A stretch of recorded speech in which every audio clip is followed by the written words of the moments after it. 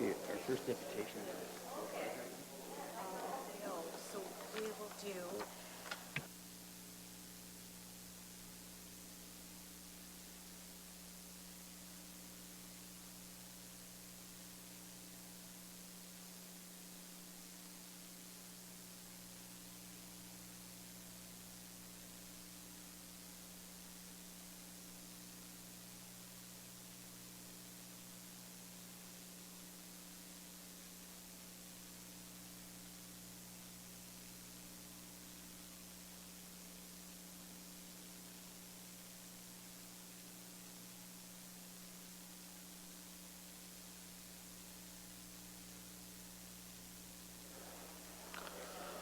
Okay, we were spending some time in camera closed session, so I need a mover and a seconder. Oh, we don't have a quorum yet. We do have a quorum, yeah. Need a mover and a seconder to recess the closed session at 5:13 PM. Council Rabbits and Council Geisens, those in favor? That's carried, thank you. And now we'll move to public deputations. We have Mr. Frank Woodcock, Pathways for People. Is Mr. Woodcock here? Well, we have another guest that's going to give that report. If you could state your name, please, at the podium. Just push that gray button and your name. Lauren McKay. Larry McKay. You gave it to the clerk, did you, already? Yes. Okay. Yeah. And you have 10 minutes. Okay. Thank you. I'll notify you at the 9-minute mark. Okay.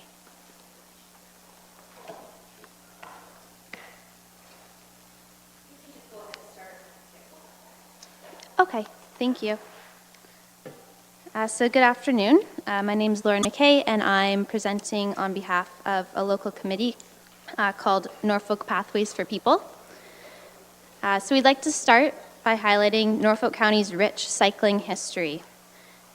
So in 1894, the 2,642-foot Riverview Oval in Simcoe was built by the Simcoe Bike Club. They hosted races, attracting cyclists from as far away as Toronto by railway. Oscar Blaney of Wyndham Center set 7 world records in 6 years, including a 100-mile race. He peaked in 1893 and rests peacefully in the Linville Cemetery.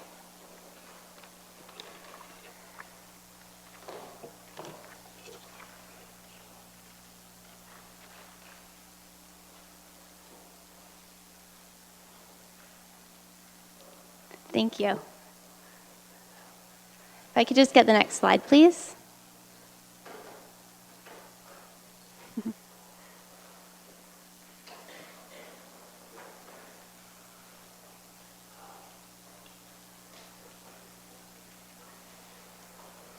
Okay, so who are we? Norfolk Pathways for People grew from local interest in a public health initiative working towards building a more walkable and bicycle-friendly community. To encourage citizens to rely less on their cars, the environment in which they live, work, learn, and play must support walking and bicycling as a safe form of everyday transportation. We are supported by the Haldeman Norfolk Health Unit and consist of community members, representatives from local trail organizations, the Conservation Authority, Public Health, and the Community Services Department. We work to promote active transportation for health and recreation. This year, we're celebrating 11 years in Norfolk County. And our website, Norfolk Pathways for People, there you can find information on our resume and newsletters. Next. So what do we do? This is a brief overview of what P4P does. It's in no way an exhaustive list. So we host 2 trail walks per year, promoting the use of Norfolk's extensive trail system.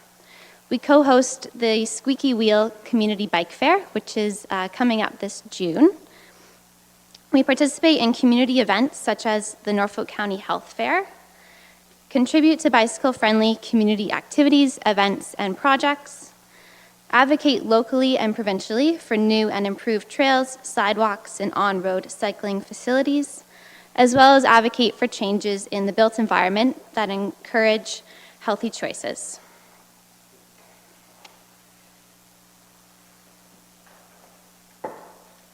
So some of the infrastructure that P4P has advocated for in the past are paved shoulders, share the road signs, bike racks, and tactile walking surfaces. We received a $30,000 grant from the Healthy Communities Partnership, and with that money, P4P was able to fund the active transportation section of the Norfolk County Integrated Sustainable Master Plan. We have a lot of community support, and with this photo here, a picture is worth 1,000 words.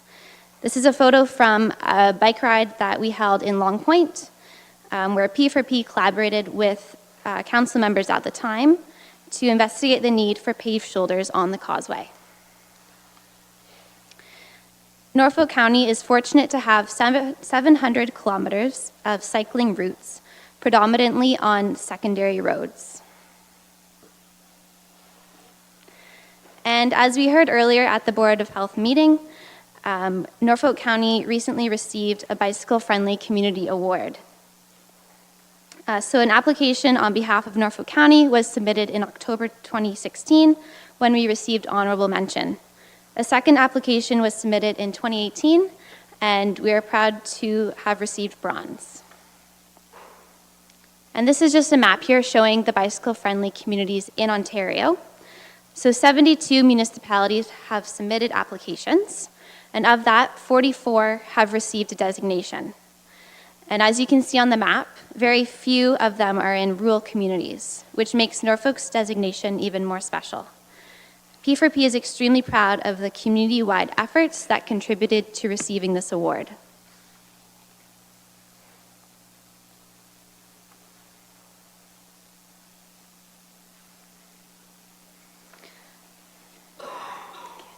That's just a photo in Port Rowan, which is one of our nice bicycle-friendly communities, and a photo of the award itself there. So along with the award, we received feedback on how Norfolk can further improve cycling infrastructure and the prevalence of cycling in our community. P4P has reviewed this feedback and is hopeful that we will be able to act on many of the recommendations. We look forward to maintaining our partnership with various members of the county and county departments as we continue to help make Norfolk a safe and welcoming place to cycle and walk. And we'd just like to close with a local image taken from the Black Bridge in Waterford, and this was taken by a local photographer, Earl Hartland. And the Black Bridge is one of our many bicycle-friendly areas in Norfolk. Thank you. Okay, ready for some questions? Questions for the deputation? See any questions? No? Okay, thank you. You may be seated. I need a motion, mover and a seconder to receive the deputation as information. Councillor Rabbits and Councillor Taylor. Those in favor? That is carried. Thank you. And we'll move on to the next deputation.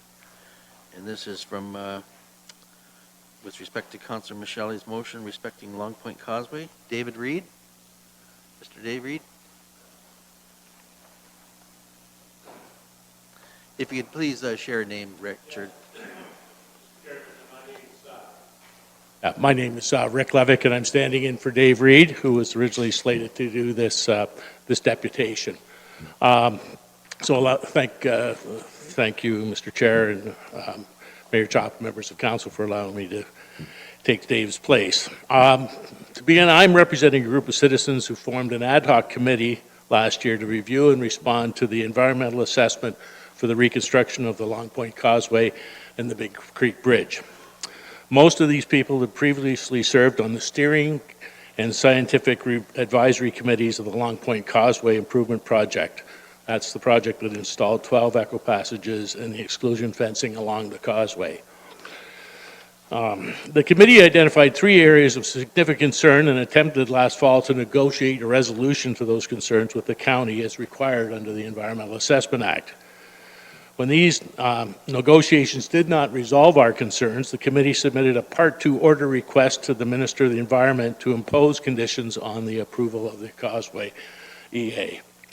The concerns raised in that Part 2 order were described by Parsons Engineering at the last council meeting in its presentation 2 weeks ago. They included the inappropriate statement in the report that the proponent, which is Norfolk County, will not be responsible for the long-term maintenance of the installed ecopassages.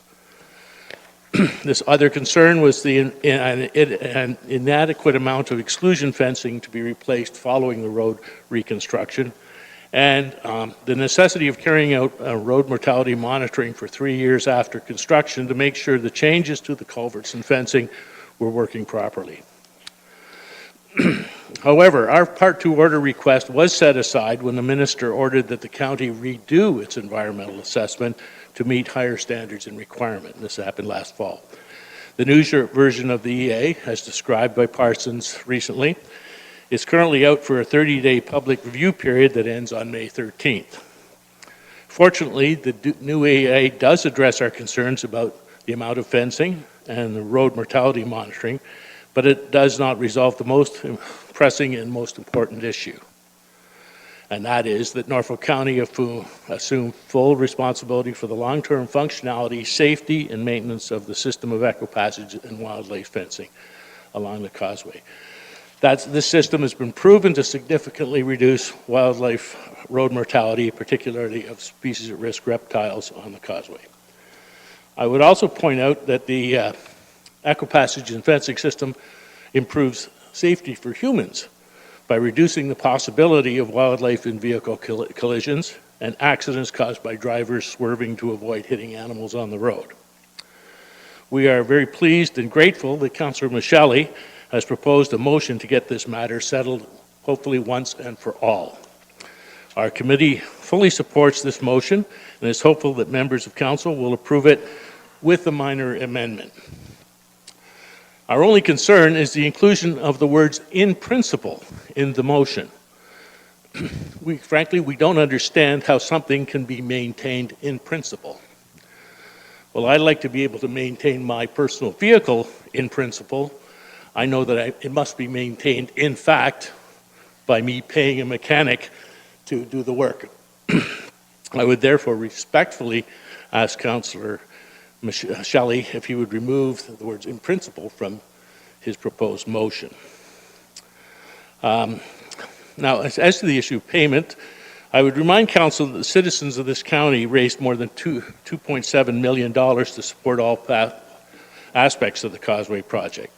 The majority of these funds came from the federal and provincial governments and the U.S. National Fish and Wildlife Foundation. The county's actual cash contribution to the project was about $100,000, which is less than 4% of the total budget. I would also point out that the county might have been required to install the same ecopassages and fencing as part of the causeway reconstruction. In that case, this could have added nearly $3 million to the $6.3 million cost that was outlined in Parsons' environmental assessment report. Notably, that estimated cost includes $945,000 to extend the ecopassages due to the widened roadway and to replace 6,000 meters of fencing. In total, more than $3.6 million will have been spent on creating, enhancing the ecopassage and fencing system. That, as I have said, has so significantly reduced reptile road mortality along the causeway. My question then is, does it make any sense to abandon this multi-million-dollar investment in the road infrastructure by not maintaining it in the future? As a final point, I would note that this community has been recognized in media coverage across Canada and internationally in more than 14 countries for its work to reduce wildlife road mortality through the Causeway Project. When was the last time Norfolk County was featured on BBC News? We are hopeful that council, in its wisdom, supports Councillor Michelli's motion, hopefully as amended. However, we realize that council must also ratify its decisions from this meeting at the council meeting on May 14th. That is one day after the deadline for submitting a Part 2 order request to the minister. We may therefore have to make another Part 2 order request and then withdraw it when and if council confirms its support for the motion on May 14th. It's just the timing issue, but we have to respect that timing. Please understand that we are very reluctant to initiate anything that would further delay this long overdue project. The last work on the causeway was completed in early 2017 in anticipation of the road reconstruction would be starting later that year. We are now looking at a construction start in 2020, 3 years after the last 2 echo passages were installed. I would close my remarks by again urging members of council to give Councillor Michelle's motion their full support.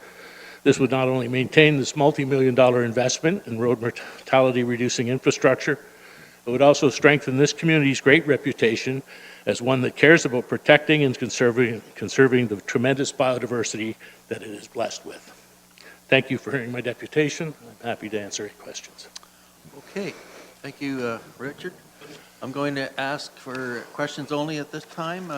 Mayor Chop? Thank you, Mr. Chair. Through you to the deputation. Just wondering, sir, if you could touch a little bit about the publicity that Norfolk County has received as a result of the passageways on a global scale. Yeah, when we wrapped up the project, we issued a news release telling about the whole story of the Causeway project and got tremendous reaction coverage. We were on CBC News and the Toronto Star. Lots of coverage in Canada, but also in the United States and in Europe. So it was surprising and gratifying that people recognized the work that had been done and the importance of trying to tackle this type of environmental issue.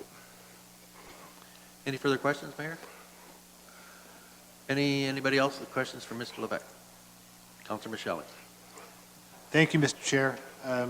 And thank you, Rick, for outlining what I think are the central issues with regard to this project and with regard to my motion. I guess I do want to just maybe to provide a little bit of additional information that may refresh Council's memory. I know we've had this motion that's before us today in front of us for a little while. And I do want to just remind Council that this request has several factors involved in it. The whole Causeway project, as we have mentioned, is a very complex structural and engineering project that has a lot of very unique features. Rick has outlined a couple of them with regard to the eco-passages and the fences that protect the endangered species. I suppose I just happen, as I'm sure pretty much everyone in the room is aware, of the United Nations report on the environment and biodiversity that was released yesterday. And I couldn't help but notice when I went on the United Nations website after that was announced, that if you go to that page, the very first image that you will see is a turtle swimming in its natural environment. And I thought that was just a remarkable coincidence to a certain extent that we are discussing this today with the fact that these eco-passages and these fences have reduced the mortality rate of turtles and frogs and other reptiles by such a great degree that we are actually renowned around the world for this accomplishment. And so I think that with that in mind, I think it is very responsible, both environmentally and fiscally, that for future time the county bear the responsibility of the maintenance and the upkeep of those items. And I do want to make it clear to council that this motion is only regarding the future maintenance and upkeep of those eco-passages and fencing.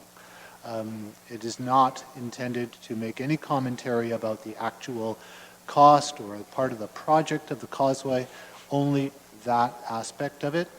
And it is, again, it is a matter not only of us protecting endangered species, the environment, but as Rick mentioned also, this really is another example of a county responsibility for the safety of people as well, as they might get into an accident if they are trying to avoid some of this wildlife going across the causeway. And I think it is simply our responsibility to do that. You know, I have heard many times in my short time as a councillor, that private groups will fund the creation of a library, a skate park, you know, some kind of splash pad, and then the county, pretty much it's assumed that the county does take over the responsibility for maintenance and for upkeep of that facility. And I see this as a very similar circumstance. And with regard to Rick's suggestion that I remove the phrase from the second last paragraph of my motion, where it reads that in principle, future maintenance of the eco-passages and fencing on the Long Point Causeway may be the responsibility, Councilor Michelli? of Norfolk County. Councilor Michelli, we're looking at questions right now to the Yes, I deputation. I was understand. going to let you do that after we let the deputation sit down. Okay, but I don't want to go to my motion right now. I'm just going to mention, that's my question, Okay. that if it would be all right, Rick, for me to let council determine whether or not we need to amend this motion by doing that. Thank you. Okay. I saw another hand. Questions. Mayor Chop, did you have a question? Forgot there for a second. I guess just Mr. Reid, one last question through you, Mr. Chair. I think Councillor Michelli actually answered it in that, in terms of if there was a requirement for additional passageways, or if they were beyond maintenance, I can assume that the number of organizations out on Long Point would be willing to assist the county in fundraising efforts with some of these conservation authorities if it became some major undertaking again in the future.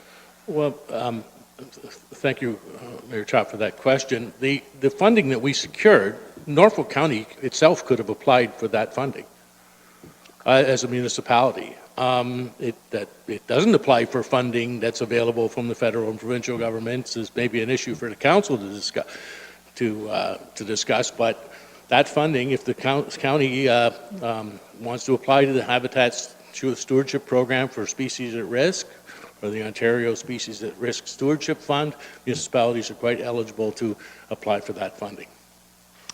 Okay. Through you, Mr. Chair, maybe you might be able to give us a nudge in the future if we're missing something. Well, Are there any more questions to the deputation? Okay, you may be seated, Mr. Levesque. Okay. And thank you. I'm going to let Councilor Michelli proceed with his comments, and perhaps we should get staff to chime in on what they feel with respect to this recommendation, where it's going to go. So, Councilor Michelli, you may continue. Thank you, Mr. Chair. Oh, sorry. I have the mover and a seconder to receive the deputation of Mr. Richard Levesque, Councilor Huffman, and Councilor Rabbits. Those in favor? That's carried. Okay, please proceed, Mr. Michelli. Thank you again, Mr. Chair. I do want to mention also with regard to my motion, I believe it provides us with a safeguard as well.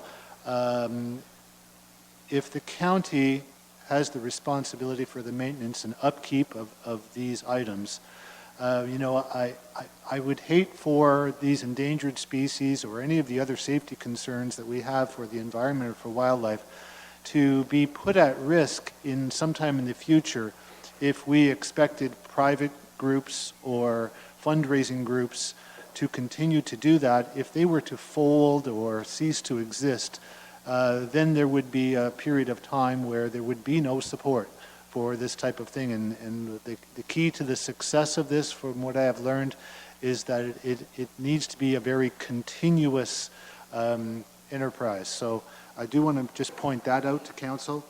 And just generally speaking, and I think I'm going to leave this as my last remarks, ultimately, council is the real guardian of the public good, and in this case, we are the guardians also of the environment and of endangered wildlife, and I think that is something that has become a more important thing in general when people are looking at these things. That today is the type of day where we need to take action in these areas, and Norfolk County, I think, has proven that it is a leader in some of these regards. So thank you, Mr. Chair. Okay, you've got the recommendation moved here. Do I have a seconder for the recommendation? Yes, go ahead.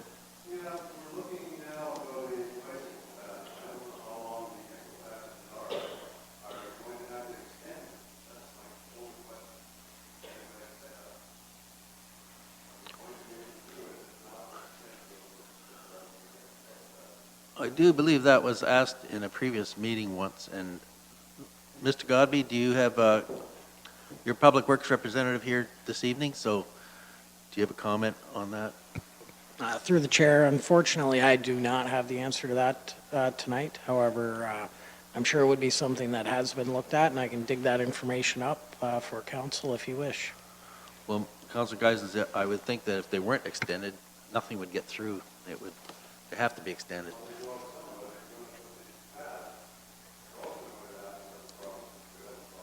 Great. Councilor Michele. Thank you, Mr. Chair. Maybe just an answer to Councilor Geisen's question.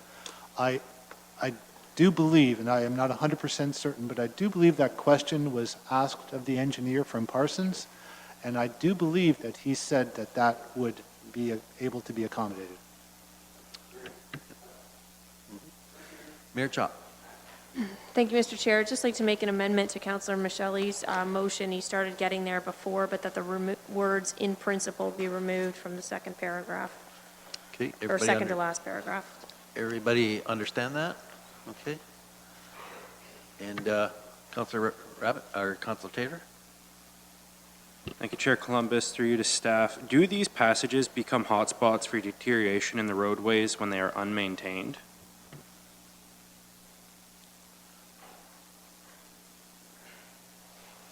Through the chair to Councillor Taylor, I would be remiss to say that they could if they are not maintained, just like any other road crossing or culvert or structure that we would have across any of our other roadways.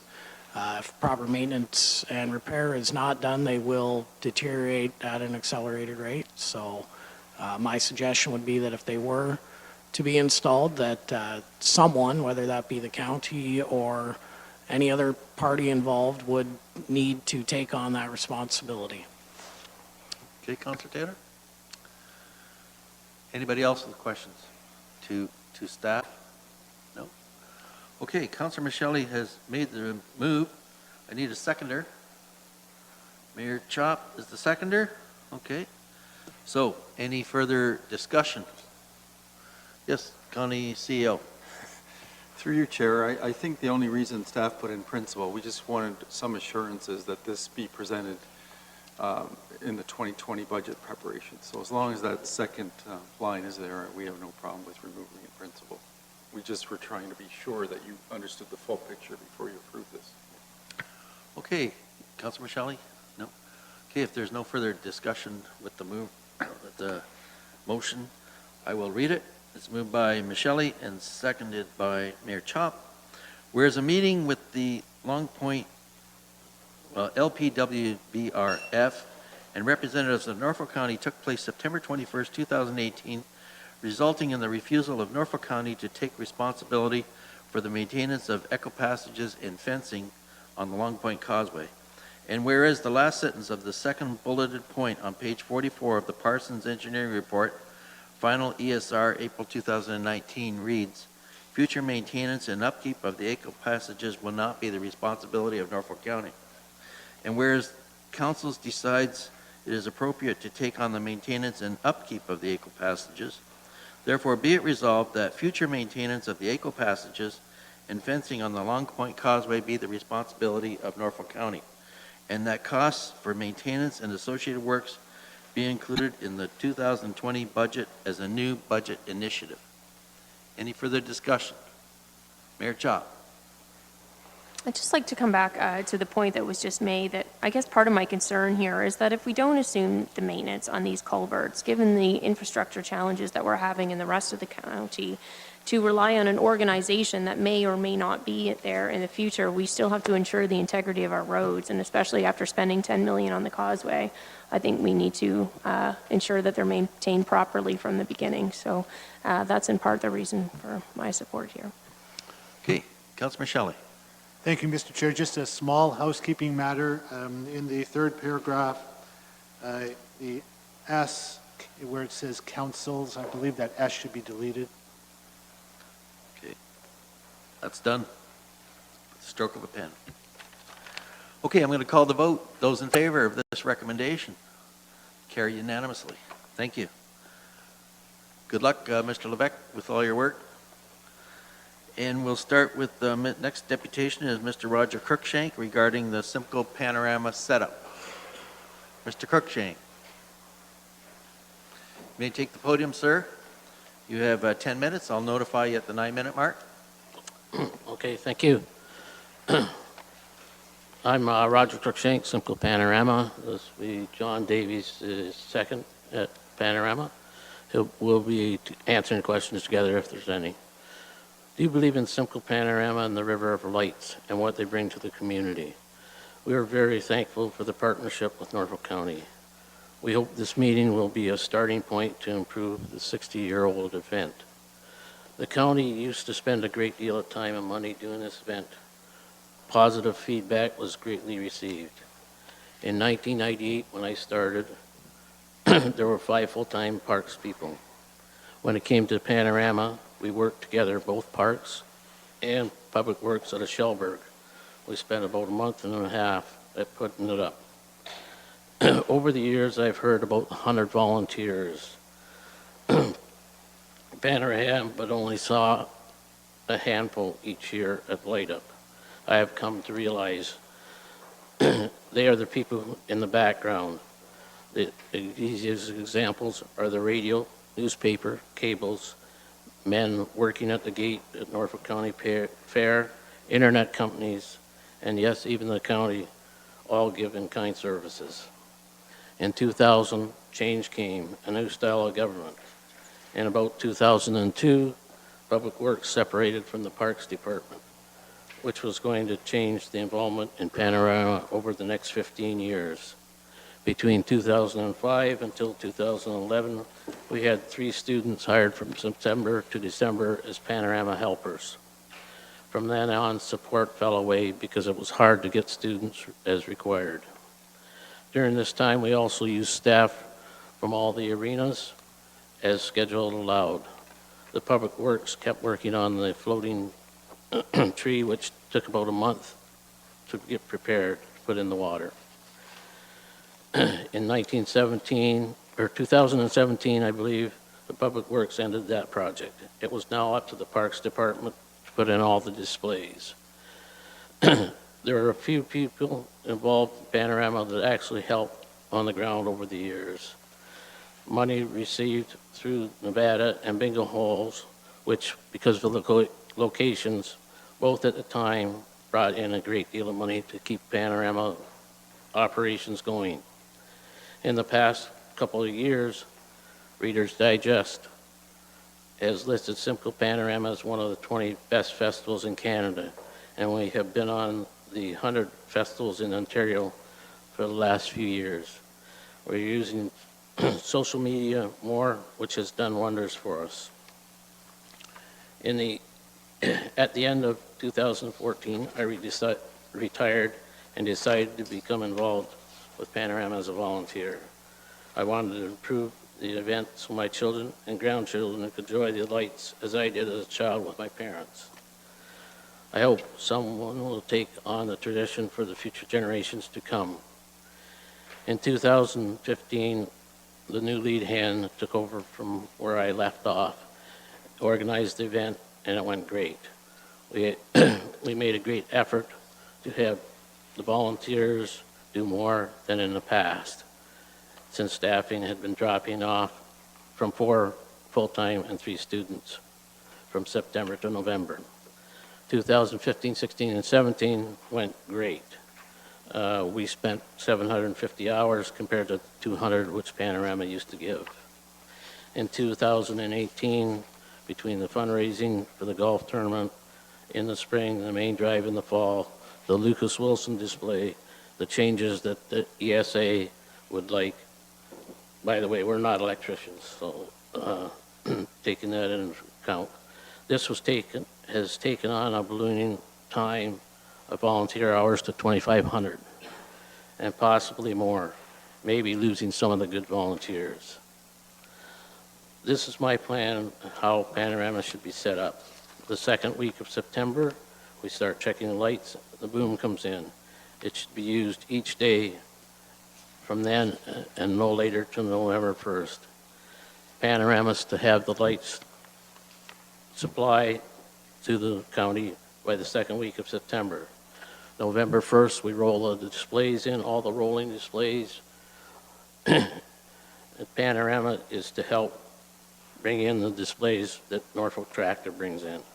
November 2nd, Panorama volunteers will start putting up all the fences around the displays. November 14th to the 25th, we work on the cording, and if needed, we will help Norfolk County.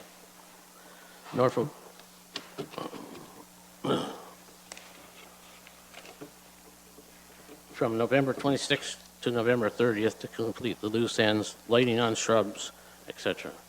November 30th is light up. The lead handles the number of people and the days they are needed. You can't just come in and blitz it, as it used to be said. That causes confusion and tension. This year some of the volunteers didn't finish, they just walked away before we were done. They'd had enough. There were some volunteers who did stay and repaired the lights and displays till the last minute. I could go on, but I think you've got the idea. It's time for changes, new blood, new ideas. Something has to change or Panorama may have to shut down, which would be very disappointing for everyone. Here's a list of things that we hope to do in the next few years. We'd like to cut the fencing down that goes around the displays to half so the kids can see it. Cut the Santas in half, the big ones, so that they're easy to maneuver. Check all the displays as per ASA, the wiring on the displays. We started the project back in 2015 to put banners up in Clifton, which cost about $5,000. We want to finish that. Santa's Castle and the light standards has to be certified as per ESA, cost of $500. Panorama History Trailer, which is $30,000. Rub-a-dub-dub, which is going to cost $10,000.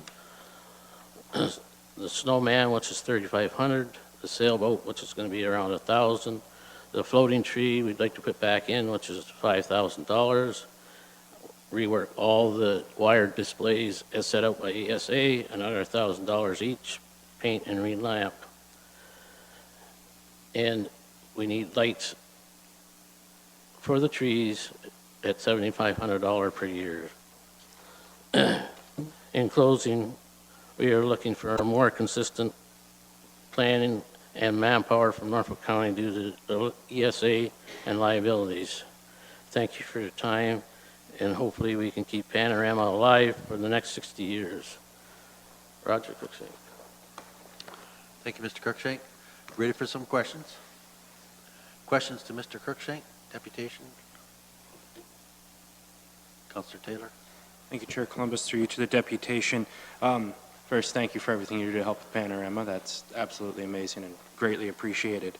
Has county staff had an opportunity to comment on that proposed schedule that you had prepared there?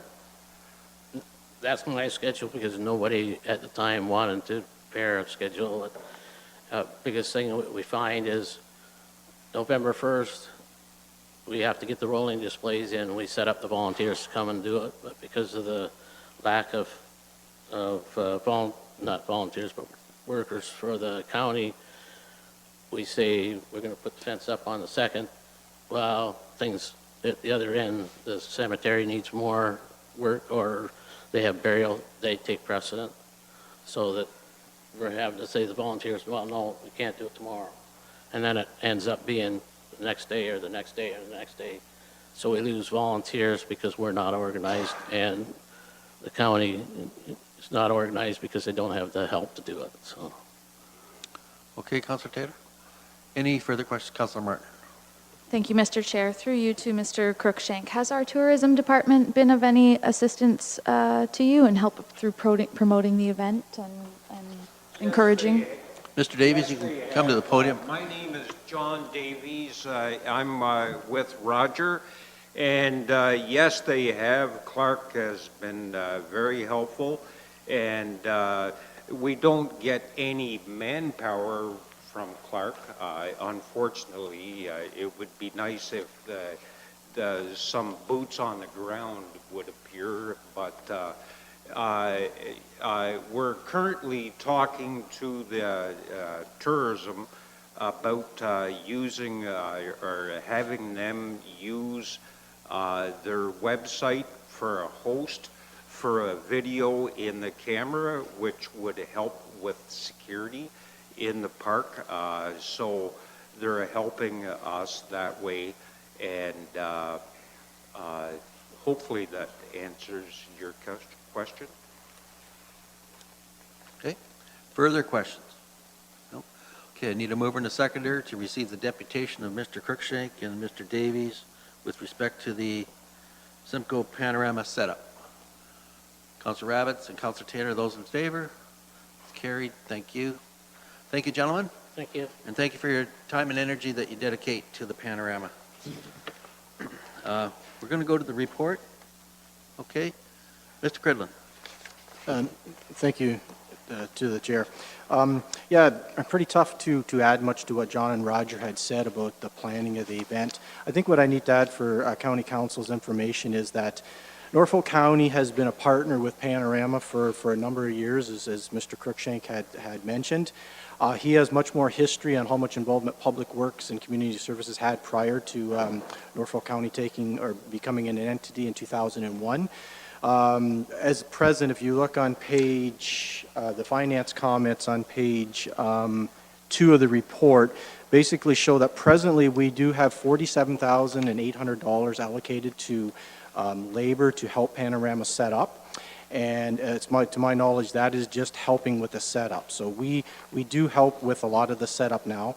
When they came to us and said they were struggling with volunteers dropping off, we also looked at the liabilities of volunteers working on county property, running hammers, stakes, working adverse conditions, and there was liability concern as well. So as we worked with this group, we thought that the best thing to do, the Panorama group to now seem quite comfortable with running the golf tournament, their fundraising.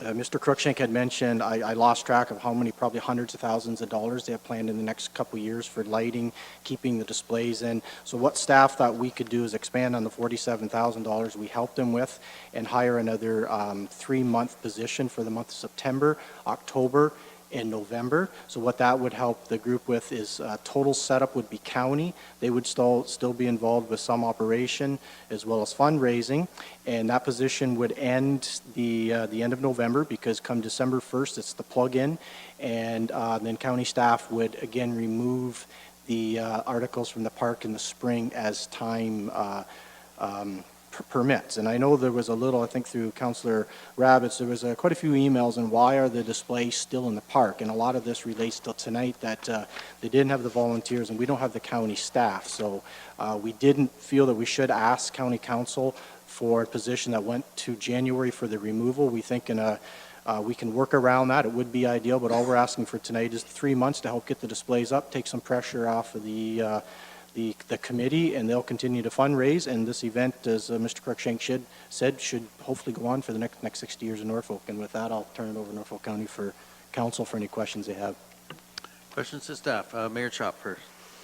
I guess I'm just a little bit concerned that, under one of the consent items, we have a $2.7 million unbudgeted variance. We've had several, almost every council meeting we've had one, and now it doesn't seem like much, 17,000, but I'm just wondering, the immediate reaction is to add another FTE, or in this case, 0.3 of an FTE. I'm just, is there any other possible solutions for, some reorganizing of county staff that might allow us to assist the panorama, but without having a financial implication to our tax levy that's already been set for this year? Through the chair to Mayor Chop. Staff did look at a few different things.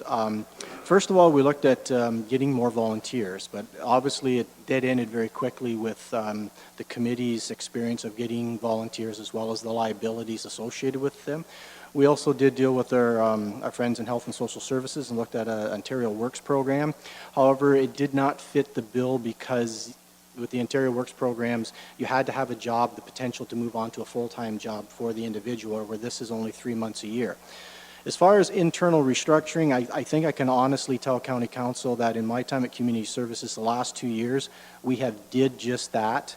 And there always seems to be, as Mr. Cruikshank related to, the burials pop up or something else isn't getting done in a park. So it does stress our other operations, and that's why we came up with the solution of giving Panorama 3 more months of labor and having that event run smoothly and not stressing our other programs.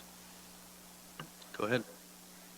So I guess I just sort of understood that part of the challenge was the takedown because, as we all know, the lights were up for months afterwards.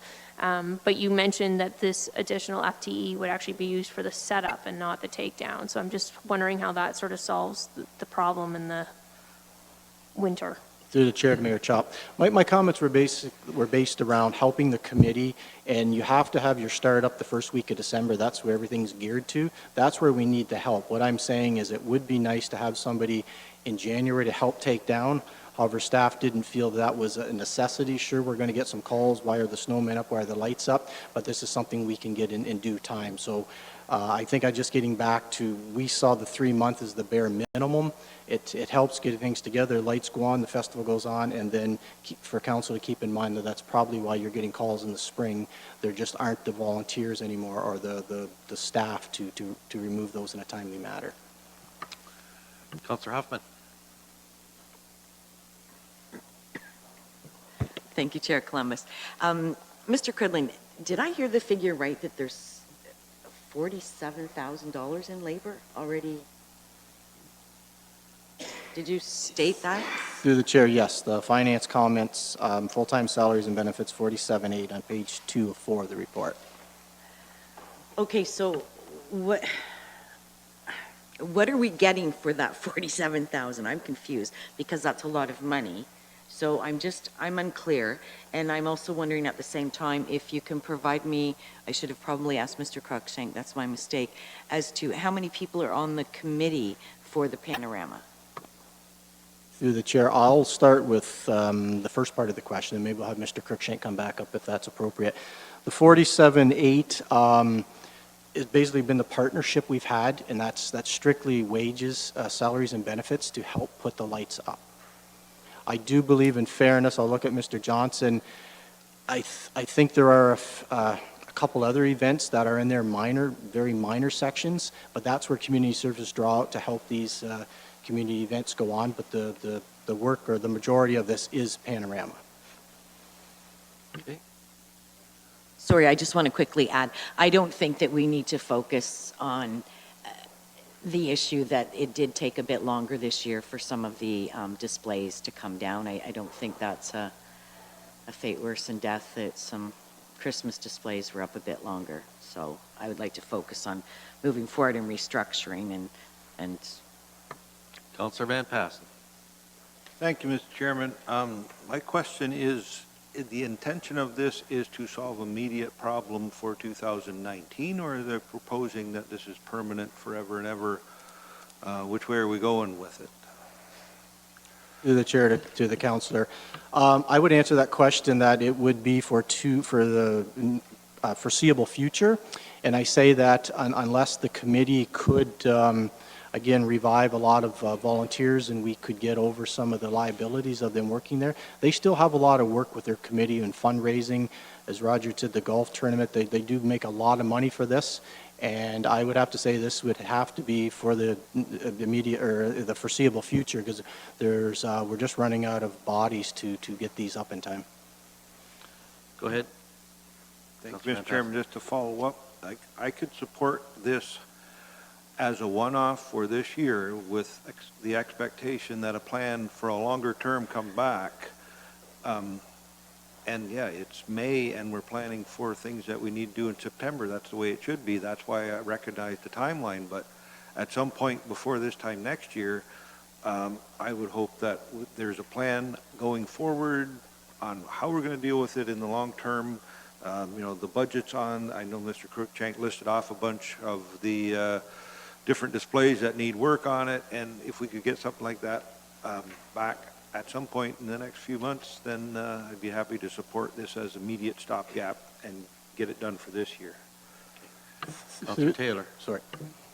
Thank you, Chair Columbus. It seemed that much of the frustration the volunteers were facing, and thus the reason they don't have the volunteers on hand when they need them, is how it kept getting pushed back and back and back. Again, as an immediate stopgap, this is great, but it doesn't seem like if that employee isn't there, that in the future it's not going to, it'll just become a problem again. So I wouldn't want to put a this year limit on it. I'd like to see this continue until that solution comes forward, and then we look at stopping this extended 3-month position. That's how I'd like to see this go. Further discussion. Councilor Martin. Thank you, Mr. Chair.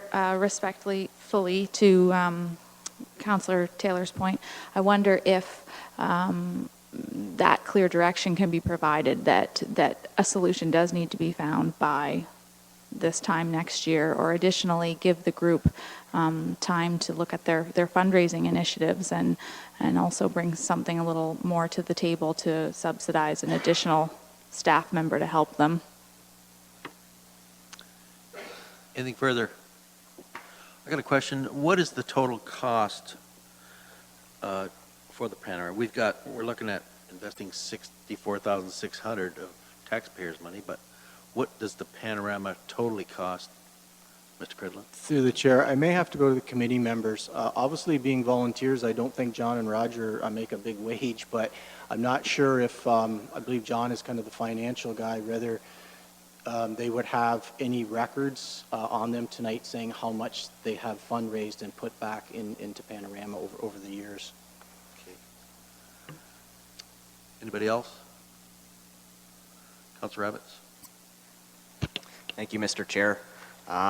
Moreover, just a comment, I will be supporting staff recommendation as printed on page 186 of our package. I believe that staff have asked for a reasonable recommendation. They could have asked for 6 months at twice the cost. They could have asked for a permanent full-time position.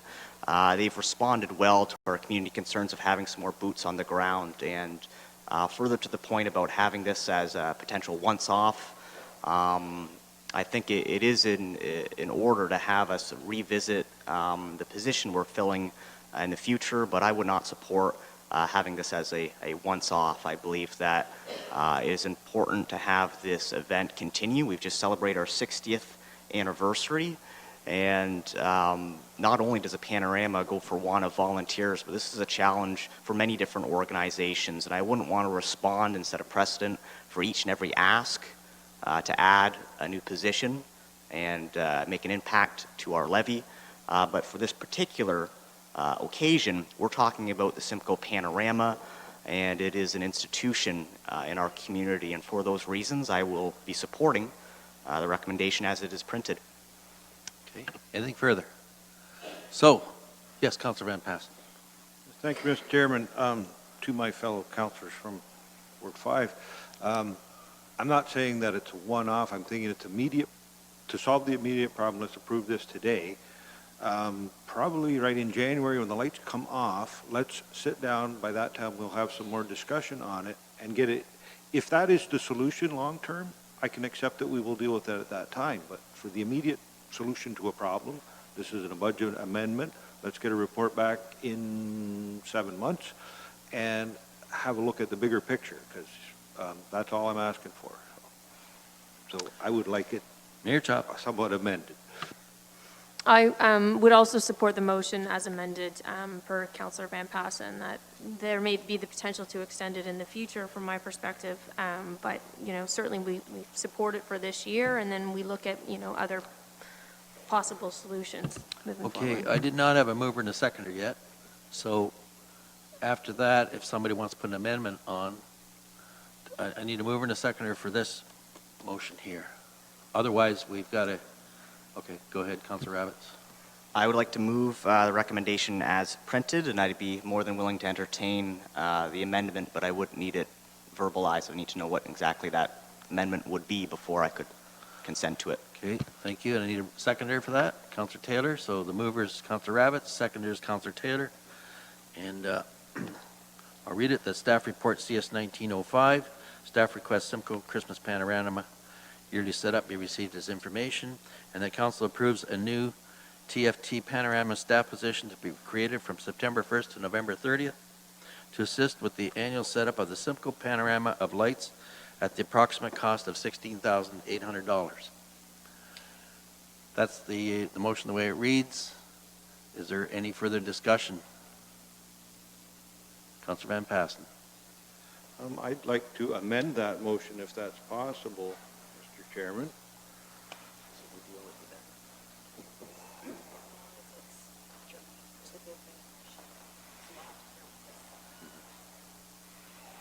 You're moving an amendment, Councillor Van Passen? Yes, I'm trying to word it very quickly in my head. I moved the amendment to be that, well, council approved the panorama staff position created September 1st to November 30th to assist with, I'm going to delete the word annual, to assist with the setup of the Simcoe Panorama of Lights at an approximate cost of $2,016 in 2019, and further that a follow-up report be brought back to council in January of 2020 on other options. And I see the Okay. treasurer's already going to criticize or correct me here. Mr. Johnson, I saw your hand up. Thank you, Mr. Chair. Just a housekeeping item. We will be presenting our operating budget at the end of January in 2020. So perhaps this could be presented as a new budget initiative, so it can be talked about. So if it's a separate report, it makes it difficult to talk about the overall levy for that year. Okay, so Councillor Van Passen, your motion says good for 1 year, and then it goes to budget for review. Well, but I would still like a report working with the volunteers to come back and give us that longer term sort of projection where they're going with it and what do they need from the county. It's not just let's throw a guy at or a person on this job for 3 months every fall. It's the bigger picture that we need to look at and a little bit farther down the road than 1 year at a time. Okay, I'm going to ask the county CEO to chime in here. Through your chair, I'll work with the team to support Councillor Van Passen's recommendation and talk to the treasurer about the budget initiative. I think it's a good idea to sit down with them and not treat this as a new budget initiative for next year. Okay, so you've got amendment on the floor, Councillor Van Passen? I need a seconder. Councillor Martin is the seconder. I'm going to ask the clerk to read that amendment. Through the chair, that the word annual be deleted from the second paragraph, and the addition of, and further that a forthcoming report be brought to council in January 2020, having worked with the Panorama Committee. Okay. And did you include the 16,800 in there? Okay, good. Okay, so that's the amendment that's on the floor for discussion. Councillor Michelli. Thank you, Mr. Chair. And I'm wondering if this is the appropriate time to mention this, but I'm just wondering if that Councillor Van Passen's amendment about a staff report about this should be added to our action file. It will be. Thank you. Yes. Okay.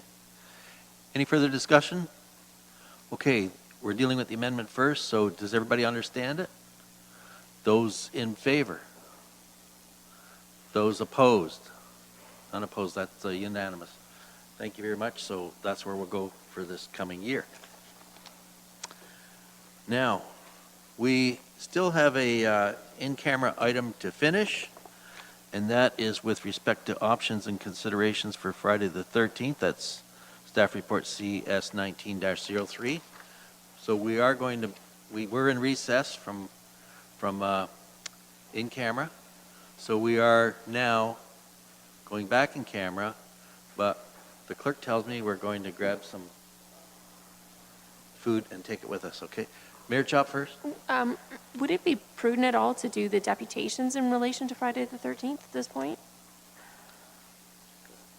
Yes. Through the chair, the reason, and I spoke to Ms. Ferris, it's certainly up to council or committee if they'd like to hear the deputations right now. What I thought we could do is finish the closed session and hear it all together and then come out so it wasn't too separate. But of course, if committee would rather hear Ms. Ferris right now and then go back into closed session. I wouldn't have a problem with that, Councillor Martin. Thank you, Mr. Chair. I would advocate for the deputation to go ahead. They've been here since 3 p.m., and I would just like to be respectful of their time. Thank you. Okay. Anybody else comment? No. So shall we hear the deputation of Amy Ferris then? Show of hands. Okay, Ms. Ferris.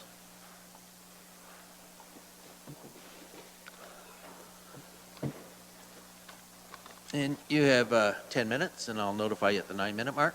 Thank you. Welcome. It's a good thing I talk fast. Good afternoon, evening, everybody. My name is Amy Ferris, and I'm a longtime volunteer with the Port Dover Kinsman Club. I'm here today to talk to you about the Friday the 13th report that was included in your package.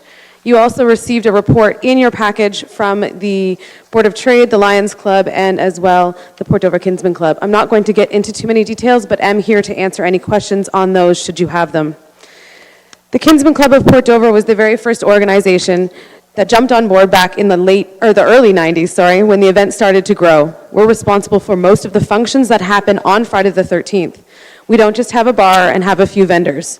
We provide camping, busing, shuttling. We order and pay for washrooms, lighting, dumpsters, and additional security in town.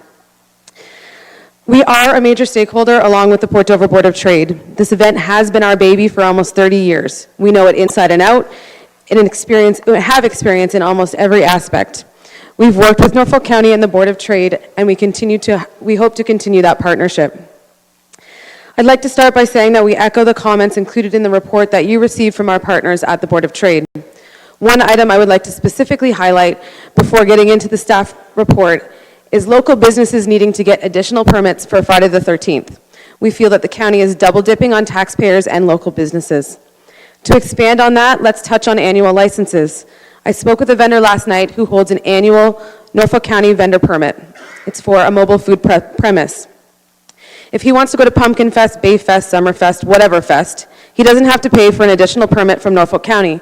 He just reports to staff where he's going and pays the community group that's organizing the event for their space. So a 10 by 10 space, for example. So tell me why someone like Ralph Murphy, who is set up for 6 months of the year in the exact same spot, is required to pay for a permit for 36 hours when he has already paid for the entire year. Or why someone like Claire's Harley-Davidson is required to have a permit to display some bikes in their parking lot when they're a year-round business. This is simply unfair and costly to business owners. So let's move on to the staff report. We don't believe that A, it is possible, or B, it's reasonable to reduce this event in duration or size. Opening up roads and eliminating parking restrictions seems to me like a great way to increase reliability. If you've ever driven through town on Friday the 13th, be it by a bike or a gator or even walking, you'll realize it's a disaster waiting to happen, and I'm completely shocked that it was even mentioned. It's also not feasible, the loss of the revenue for both the Kinsman and the Board of Trade. This would limit our ability to give back to the community, it would increase the risk of a large loss rather than a surplus, and it would result in people having no place to eat, drink, or sleep on Thursday. It would also limit our ability to pay for essential services throughout town, which would result in the county having to bear that cost. It's just not realistic. Besides that, they're coming whether you're ready or not. So let's be ready. Thursday evening events basically are our cost recovery. We're lucky if by Friday at noon, we've reached our break-even point. It may not be something that you expect, but our loss would trickle down to your loss or maybe become your problem. The money we have donated over the years, a lot of it has gone back to you. Who do you think paid the Port Dover Skating Club ice bill at the end of the season when they did not have the funds to pay Norfolk County? Or the Junior Hockey Club? Or how about Port Dover Minor Softball's diamond fees? We are their single largest fundraiser. What about the pavilion that was built at the Kinsman Park? Or the roof or the ceiling that had to be replaced? All of those things were done with Friday the 13th money through the Port Dover Kinsman Club, and some of them are included in our report. While we do not support reducing the length of the event, we also do not feel that it needs to be expanded. In July 2018, camping was expanded from 8 a.m. Thursday to 4 p.m. on Wednesday. There was no camping on Saturday. That's what the report indicated. There was not. At noon on Friday, we were approached by the OPP to open our gates because the traffic was backed up and blocking Lakeshore Road. We had no choice. This isn't something that we believe will happen at every event. We do believe it will happen in July and August, and we have no intention of asking for an extension for camping in September. But we do need to look at our July and August events.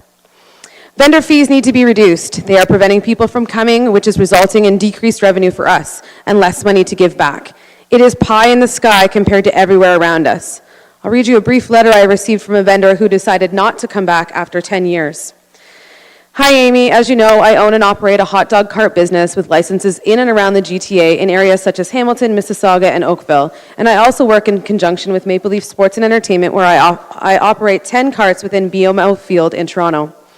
I have been affiliated with the Port Dover Kinsman Club, Friday the 13th events for 10 years now, and I've witnessed the undergoing changes, many very positive and others not so much. The one in particular is the fee the county imposes on my hot dog cart in order for me to conduct business on Friday the 13th.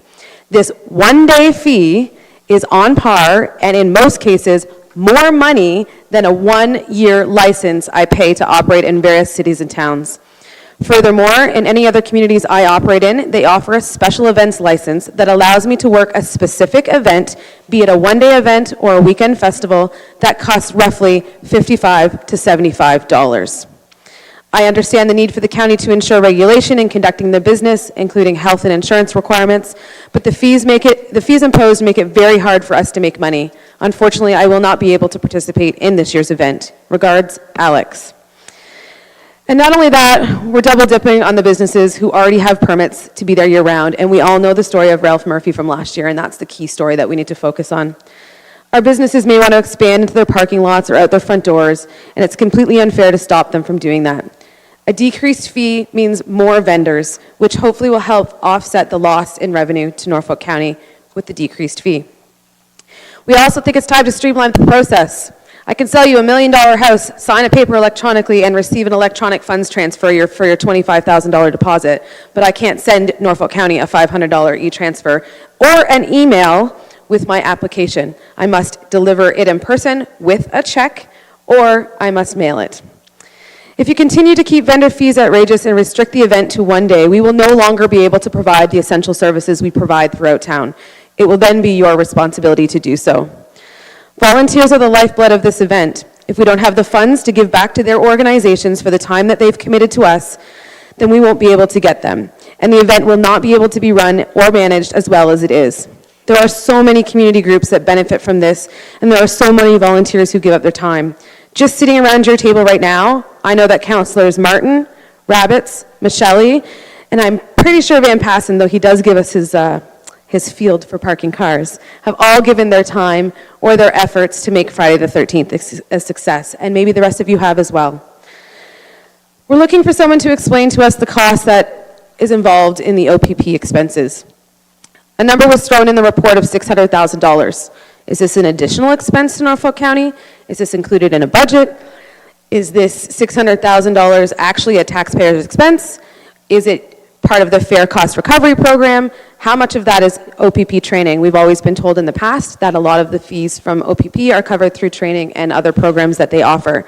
I just feel that $600,000 is a lot of money, and we need to know exactly how much of that is coming out of the taxpayer's pocket and not through training and other programs.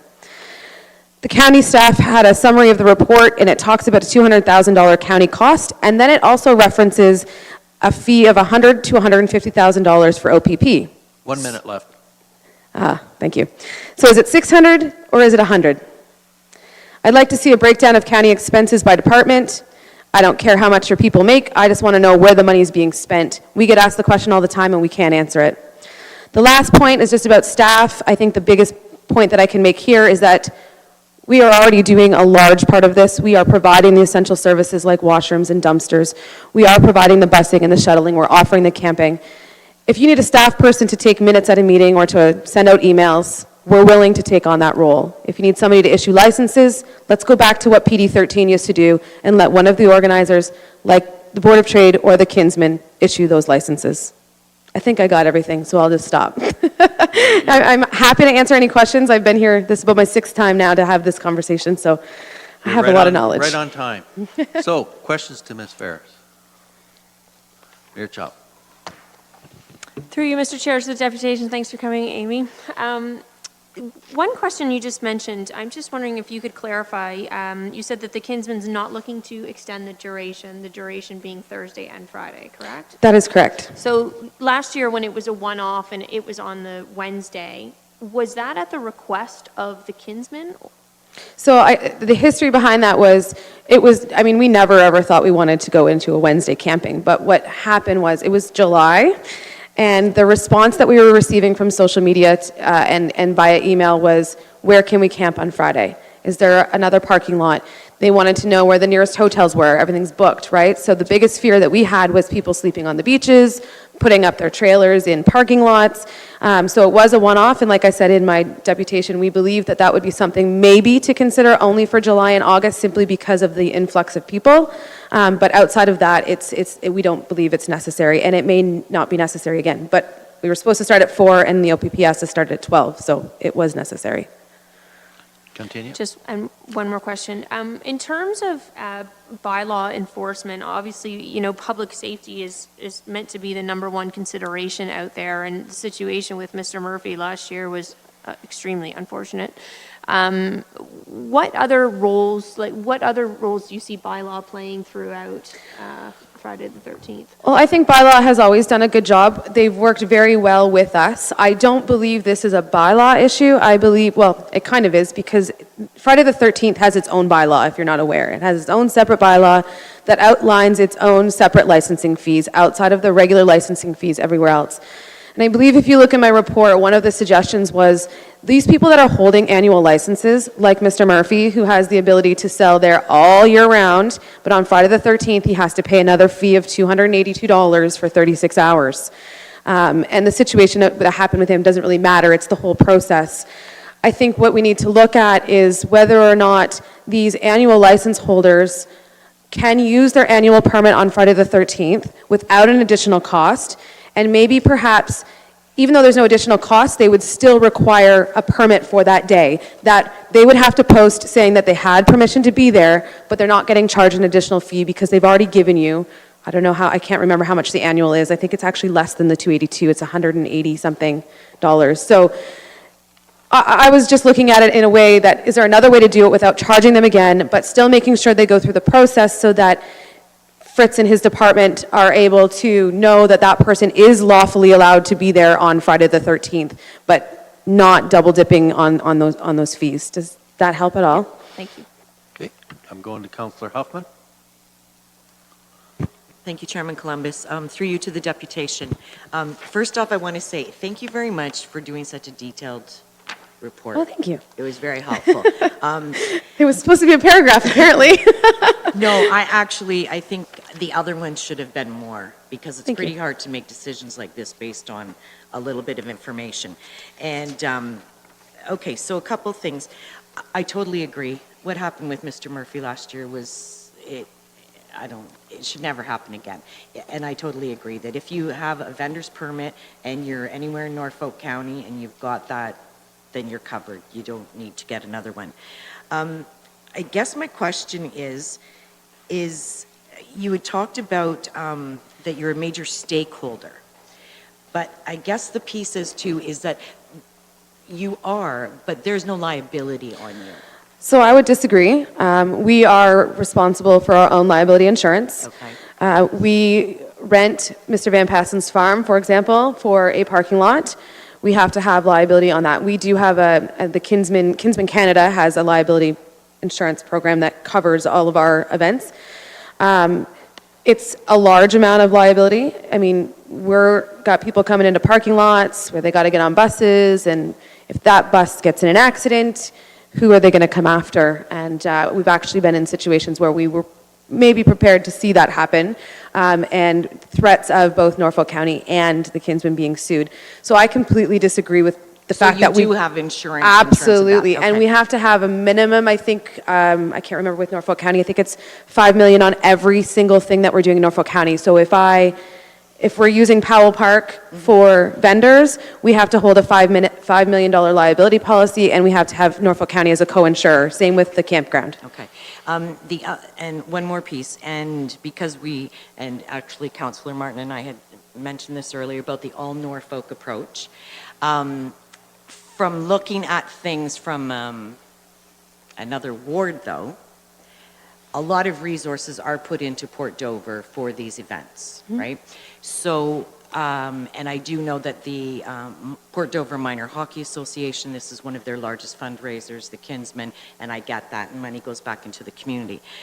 I guess my part is that are there openings for other community-based service groups across Norfolk County, other sports associations? So they already do. So we have, I have a spreadsheet that's about this long because the person who did it didn't know how to use the computer. So it's all written by hand, and it's literally this long, and I would say it consists of 100, 200 organizations? Groups. Okay, and are they all making the same amount of money as the Port Every Dover single Minor Hockey? Yeah, every single volunteer that works for us gets paid a certain amount of money per hour worked. So if they bring 50 people and MS Society brings 50 people, they get paid the exact same amount of money. So yes, to answer your question, it depends on the amount of volunteers they bring, right? So every volunteer is worth a certain amount per hour. That's how we figure it out. So at the end of the day, after they've all signed into their sheets, I sit down and calculate the hours. Okay, I've done it. I've volunteered, so I got it. Yeah, exactly. I've slung a lot of beer. Now, the Board of Trade, though, theirs is a separate entity because... So their beer tent is managed by Port Dover Minor Hockey. So that's their largest fundraiser. That's where those come in. Okay. And that's their, for us, I think the big thing that we need to look at here is that we have the ability to have numerous organizations come and volunteer because we have the campground, because we have the parking lot, because we have the beer tent. So to run a campground and to run the parking lot, it's a lot of hours between setup, takedown, everything. So yes, the amount of hours that are contributed, we're easily $20,000 per event usually. That's going back directly to volunteers. That doesn't include any of the other projects that we've been part of through Friday the 13th, like the pavilion and the fencing at the campground. Okay. Thanks, Amy. You're welcome. Anything further to Ms. Ferris? Councilor Martin? Thank you, Mr. Chair. Again, you might have to cut me off here. I have a few, so I'm willing to break it up. In the report to our deputation, Amy, thank you for coming. You read the report in full. And, yes. And you saw the recommendation. One particular option is to increase the fees considerably. The largest amount was about over $6,000. Yeah. What would happen to the Kinsman Club if this council decided to go that route? Well, if we went to $6,000, even if we went to staying at the 500, we're going to have to stop paying for the essential services that we pay because we cannot recover that money on top of the money that we need to put out to pay our volunteers for their time. So things like washrooms, dumpsters, all of that stuff is going to have to become somebody else's responsibility because the funds aren't there. The vendor funds have always been used basically as a cost recovery for the expenses that were applied to us. So in the past, recently, like I think if we go back to 2017, maybe even 16, we received a bill from Norfolk County for county staff overtime, which I do understand is not something that's in the future, but just to give you an example, that cost alone was more money than we brought in vendors. So we were already losing money before we even paid for the washrooms and the dumpsters. That helps. Thank you. Very briefly, when we crossed paths, we had a very quick conversation about your comments on the report included with the Board of Trade as a stakeholder. I would like for you to share your comments about their reporting to the council, but I would also like to just jump in here and say to Councillor Huffman that I think that was council's fault, that it was only one paragraph included by the Board of Trade. They may have included more, but we just had a very quick meeting with them and we asked them to include a small paragraph, so that might be council's fault. And yeah, I don't really follow rules very well, so I like to give you as much information as I possibly can. I think that when you look at the Board of Trade, their main roles in the organizing of this is they do assist with costs, with bringing in washrooms into town as well, and dumpsters and whatnot. They do handle a large number of vendors in a few locations, and their beer tent is Port Dover Minor Hockey's largest fundraiser, right? So they do obviously make some money on that themselves. I can't comment on what they make or what they do with that money. I do know obviously their goal is to give it back to Port Dover, but part of our goal is that again, as Councillor Huffman said, the all Norfolk approach, we include anybody and everybody that wants to be part of this and give as much money back as we can. In terms of the Lions Club, they're only, they do the camping, and then I think in July they did a beer tent, but they usually only do them during warm weather months. But they are not, if a stakeholder is the right word, I don't know if that's the right word, but they're not a contributor to the essential services that we provide throughout Port Dover. So they don't assist with the cost of the washrooms and the dumpsters and the security and the lighting and all of that stuff. Thank you, Mr. Chair. If I may continue, I would ask the Kinsman Group to throw out a reasonable, in your eyes, a reasonable licensing fee for this council to consider. Well, there's a licensing fee in your report that we included, and that was a fee of $50, and we're using that based on the information that we're receiving from other vendors coming from town that are saying any other event that I go to is $55 to $75. And that's not from one person, that's from multiple that we've lost. We actually lost a lot of local vendors simply because they had to pay twice and their fees were so high. So we'd like to see, looking around at what the other community festivals are offering a fee of. Okay, thank you. Mr. Chair, my very last question. I'm just hoping, you touched on it briefly, but I would like for you to provide an explanation to council. You made comments about you were looking at the breakdown of expenses for Norfolk County Council, and it's my understanding that you have interest in the county's expenses because of your commitment previous years to paying for Norfolk County staff. Is that correct? Is that why you're interested? I think that's part of the reason. I think the other part of the reason is that as a major stakeholder in this, we receive a lot of questions. Where is the money going? What, obviously, which we can answer where our money is going. But a lot of questions are on what the costs are. We can tell them what our costs are, but we can't tell them what is outside of that. My concern is, so is the largest expense by law, or is it the fact that we have to have additional staff for roads so that they can close the roads? I think a $200,000 number is a great start because we have never had anything. We didn't even have that before. We had no idea. We got a bill, but we had no idea how much it was costing. So where are the major expenses? Because I think that the taxpayers should know that. What are the major expenses? I'm curious too, as if some of our expenses are topping some of the department expenses as well. Good, Ms. Martin. Thank you, Mr. Chair. Sorry, premature. This is my last question.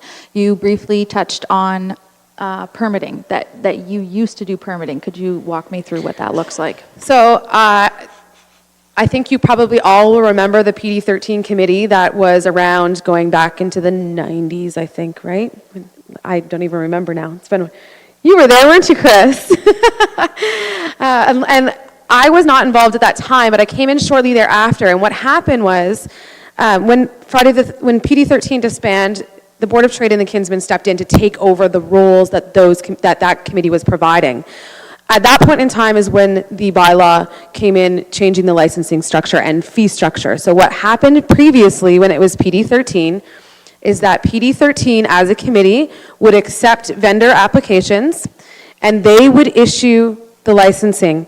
And then they would provide Norfolk County with a list of what the licenses were and who was where.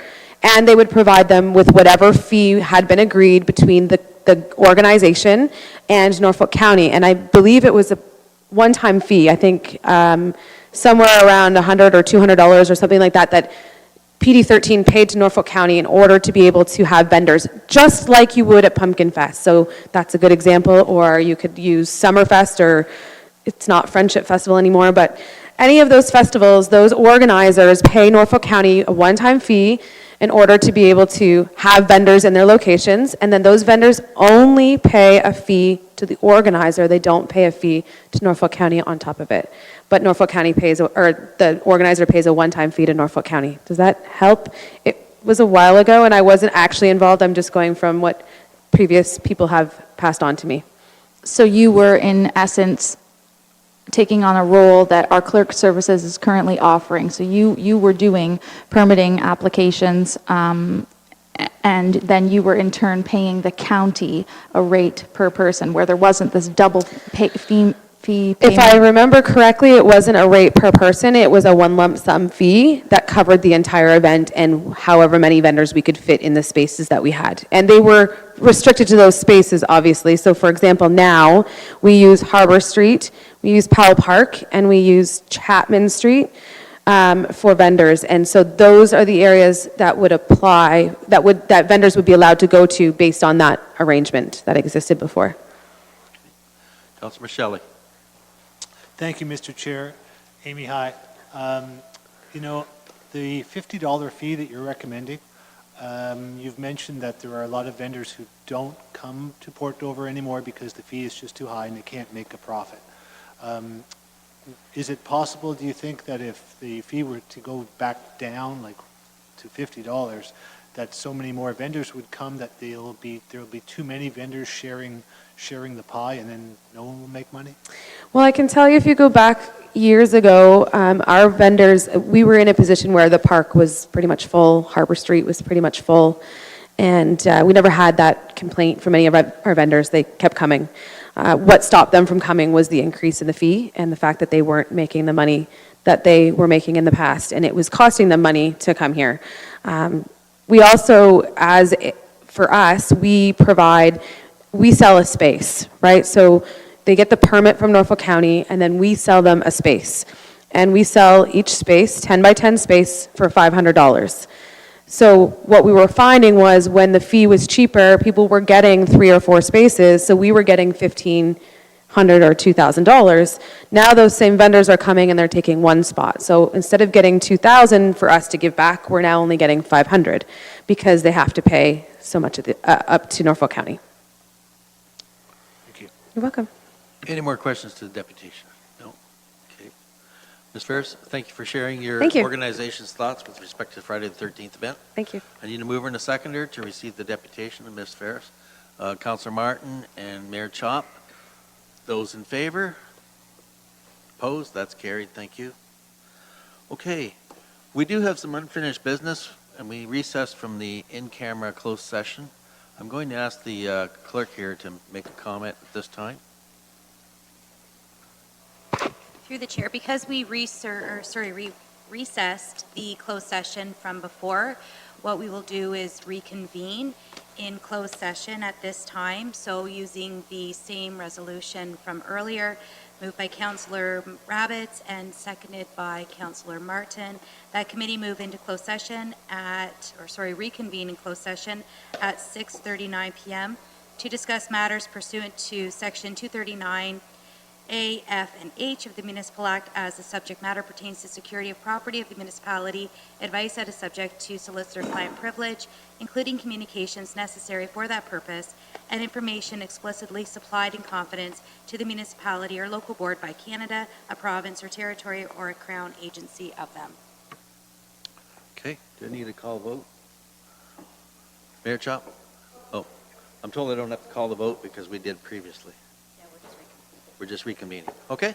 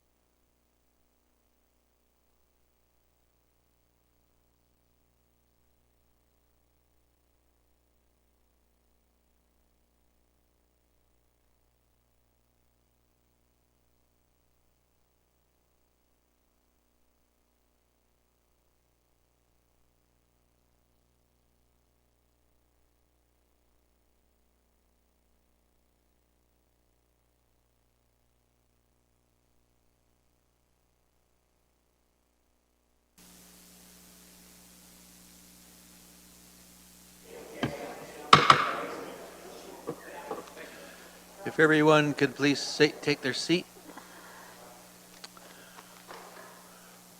First of all, we have to adjourn the closed session, so can I have a mover and a seconder to adjourn the closed session? Councillor Geisens and Councillor Rabbits. Those in favor? That is carried. Okay. So now we will go to deputation from Norfolk OPP. We have Inspector Joe Varga with us. And sir, you have 10 minutes for your presentation. Thank you.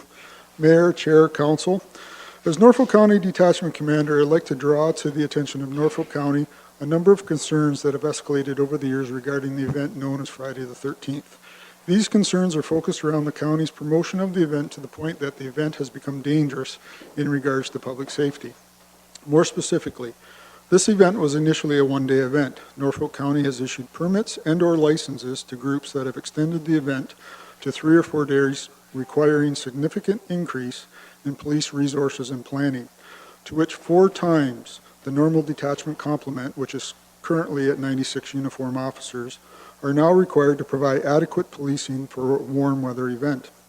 The July 2018 event required deployment of 449 uniform officers. Police officers who are required to attend from all over Ontario to assist with policing this event. Warm weather events now require 1 Norfolk Detachment Sergeant to be removed from regular duties and dedicated to event planning well in advance of the event taking place. This event was originally confined to the town of Port Dover.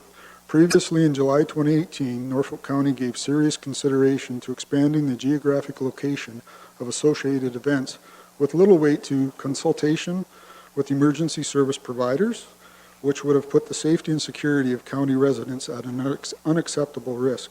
Such expansion would have also required additional resources that are already stretched. The actions of Norfolk County over the years have sanctioned the growth of the event and have attracted known criminal organizations such as the Hells Angels.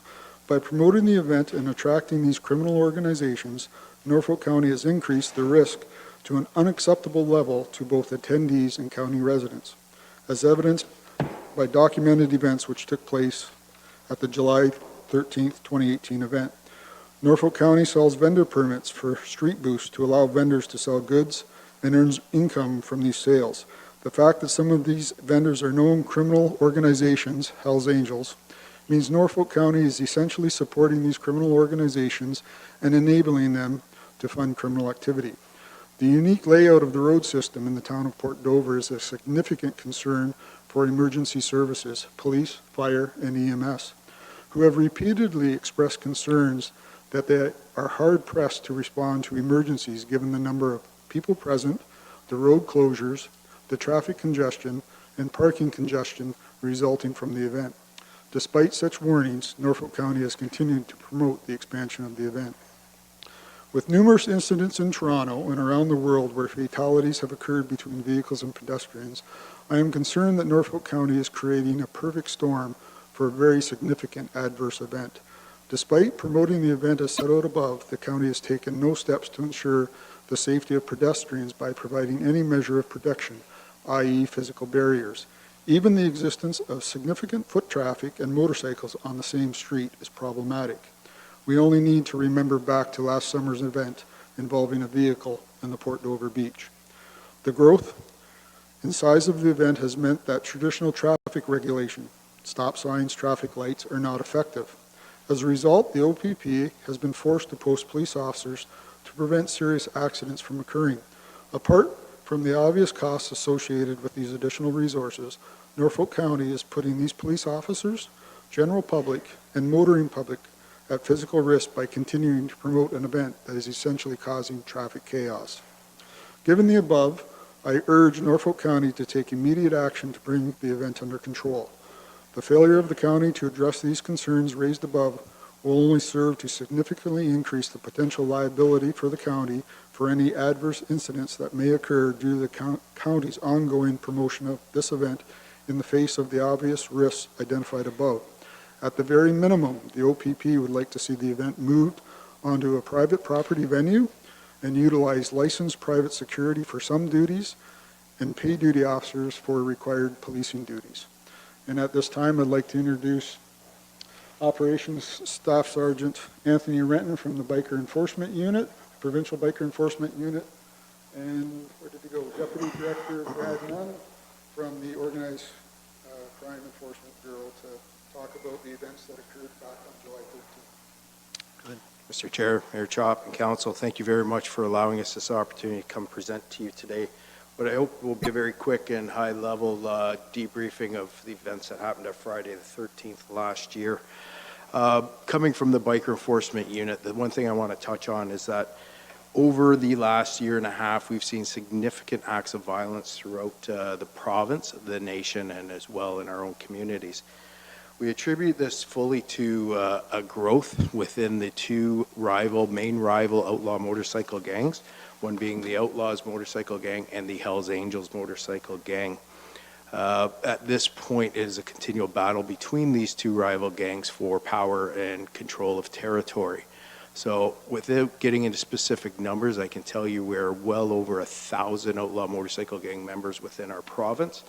And what I'd speak to now are actually I'll skip through the escalating tensions that led us up to Dover. But when we look at Port Dover's Friday the 13th, I can tell you that we had approximately 150 Hells Angels members and their support club members in attendance, as well 80 plus outlaw, closer to 100 outlaw members. With that brought great tension, and as you can see by the slides, the propensity for violence was real. Outlaw MC members walked almost every one of them with a knife on their belt, readily accessible and visual to their rival gang members. We saw a number of incidents that happened that day, and this incident of intimidation, I'll just flip through the slides so you can see how it progressed. It's a number of Hells Angels and Red Devil members approaching a member of our community, a citizen, not fully attached to any one group, but wearing a support shirt in favor of the Outlaws Motorcycle Gang. They surrounded that member and ordered that member to take that shirt off. Ultimately, he complied, so it avoided any act of violence. However, essentially, it is a criminal offense. As you see the Hells Angels member walking away with that shirt in hand. This incident here is, it starts as a result of a confrontation between the rival gangs, and you will see, if you watch closely, a member throw a punch at the rival gang member. As a result of this, and it is in fast forward motion, if you want to say, but this took a matter of minutes, and you will see the two gangs eventually come together with nothing but a row of police officers standing between them. So the opportunity for a very traumatic or significant violent act to occur was real. And again, as I've stated many times, we can only attribute the efforts to avoid this from happening to our frontline members who were able to shut this down.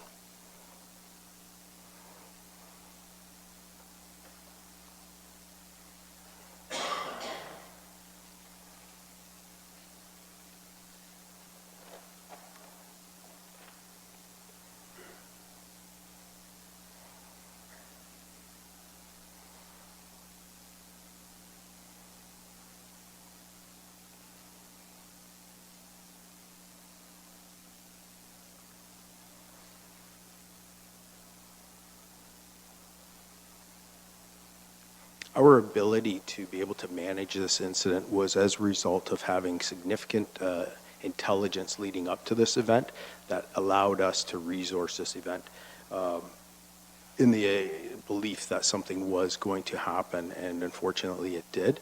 Following this, our strategy continued, and we just maintained a presence on the ground and maintained constant contact with the one group, just trying to isolate that to prevent anything further. So that essentially consumed the amount of the biker enforcement and the emergency response units resources for the remainder of the day until the outlaws left en masse at approximately 6 p.m., 6:30 p.m. I'll just wait for this to finish.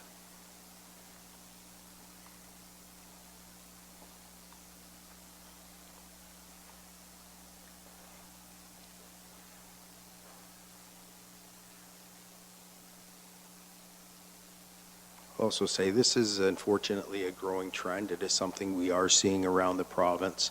And weekend past, we were at another event where it was anticipated there could be a problem based on last year's activities. So it's not something, unfortunately, that is going away. It is unfortunate for our world, a continual growth between the rival gangs. And again, like I said, it's about power and control. 1 minute left, Brad. I just need this thing to end. There we go. Another significant event that happened, Iron Dragons, our sport club, of the Hells Angels, and the Black Pistons and Outlaws, obviously our rivals. We had another incident where they just continually followed them around trying to incite an incident. Following post Friday the 13th, again, we've had significant events happen throughout the province, and what I will say, obviously, we've had a murder and an abduction that are currently under investigation. Not that I will tie the two together, but we'll just reiterate that violent acts are continuing to happen. Thank you. Okay, ready for questions? Questions from council and committee to deputation? Don't see any hands up, no? Okay, can I have a mover and a seconder to receive the deputation of the Norfolk OPP and the biker unit? Council Rabbits is the mover, seconder, Mayor Chop, those in favor? That's carried. Thank you very much. And now we'll move to the report. This report's on page 157 of your agenda package. We're going to move over to Mr. Bill Cridlin, who's going to provide the details to the report. Mr. Cridlin. Thank you. Through the Chair to County Council, I will do a brief introduction of the report. To start with, I'd like to mention that this staff report was a real group effort. Every division and department that are involved with Friday the 13th had a input on this report. And I think as a result, I think the report is very fair. It shows both the pros and the cons of the event, and I think it gives Norfolk County councilors a lot of information to judge their decisions tonight. I must also thank the Board of Trade, the Kinsmen, the Lions of Port Dover, and the OPP for their commitment and comments in this report, and also their help over the years with the event.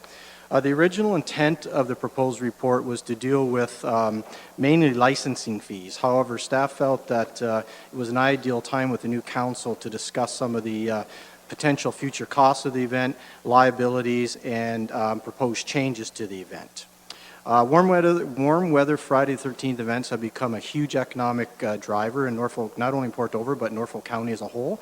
As stated in the report, a single-day event can bring in upwards of $5 million to the local economy, and an estimated $10,000 a year with people coming back to the local area to experience Port Dover.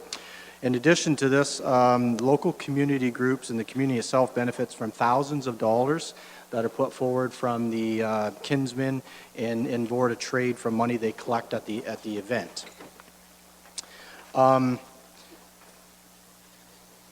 Another thing too I think was important about this event is you don't go too many places in Ontario and they'll ask you where you're from, and as soon as you say Port Dover area, they know Friday the 13th. So Port Dover is definitely known for this event. However, with the success of this event and the growth in the last couple of years, there's a downside as well. All departments involved in the writing of this report have stressed the point that the event is becoming harder to manage due to the growth and the scarce resources that staff have. In staff, yeah, okay, I'm a little mixed up here, sorry. The 2018 event was the first time that Norfolk County staff had ever tracked total costs across the county. And that number tallied up to about $200,000 in budget allocation. At the same time, the OPP have told us it was a little over $600,000 for their budget allocation. So that puts this event well north of $800,000 to put on a warm weather event. Another point we need to mention is mentioned in the report that the policing contract is up for negotiation at the end of this year, and depending on that outcome, there may be changes in the way that the OPP bill the county. Liabilities for the county also are also directly related to the growth of this event. The longer the event, the more people, the more liability the county has. There are real concerns here for the fire, paramedics, and OPP who are engaged in the public safety, staff safety, and the event of all goers to the event.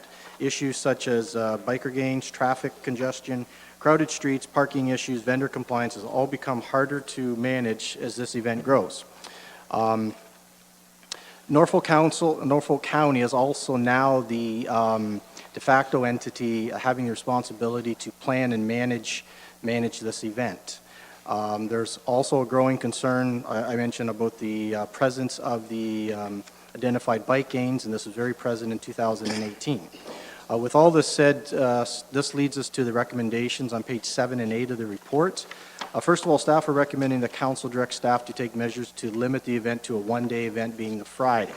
The report goes through a few options in which would help us to get this event back to one day. Staff are also recommending that council direct staff to forward any additional resources or needs to county council at budget time. And I think this is fairly key. I think in the past, we can never predict how many folks or visitors we're going to have at a Friday the 13th, but if this recommendation is passed, this gives us the ability to look ahead at the upcoming Friday 13th events, and they are listed in the report, and we can say, wow, council, we've got 3 warm weather events coming. We're going to need X amount of dollars for radios. We're going to need X amount of dollars for this, for that. So it kind of puts council in control at that time, and they can have a say, and staff will bring that in the either capital or operating budgets in the fall. Also, the big part of this report is the licensing fees, which I will not go into. I'll leave for the clerk's department to discuss that. In summary, although I'm charged with organizing the writing report and its introduction, I'm by no means an expert on the event. And that's why tonight we've assembled together all the staff members we felt we need to be here to answer any questions that county council may have in making their decision. And with that, I'll turn it over to council for any debate or questions they may have of staff. Questions to Mr. Cridlin? Don't see any questions. So we'll move to discussion. Councillor Michele. I'm sorry, Mr. Chair, thank you. I did have a question for Mr. Cridlin. Oh, sure. Please do.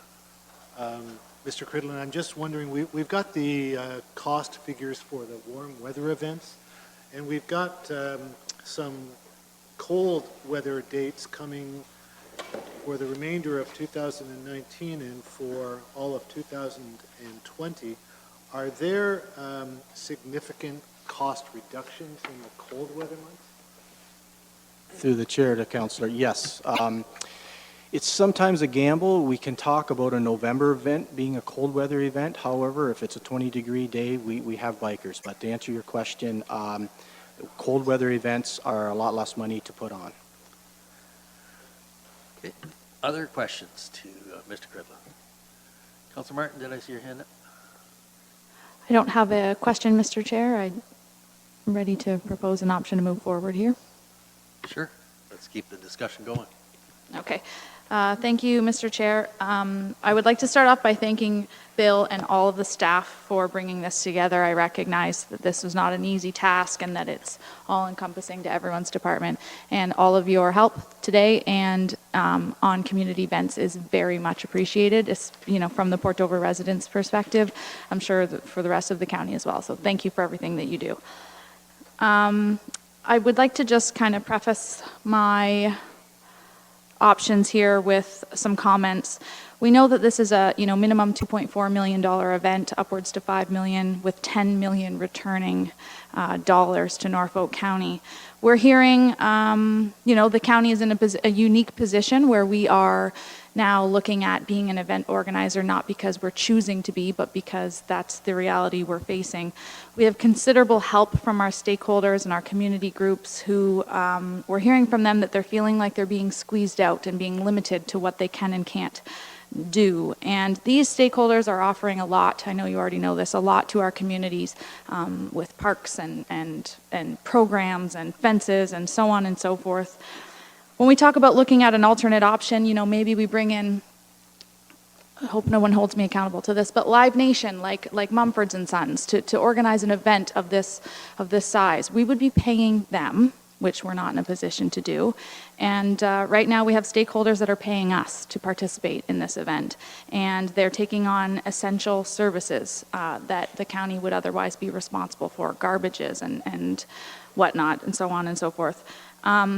So while I do not agree that $50 is a fair price, we're hearing that at this $300 rate, they're feeling the pinch as well.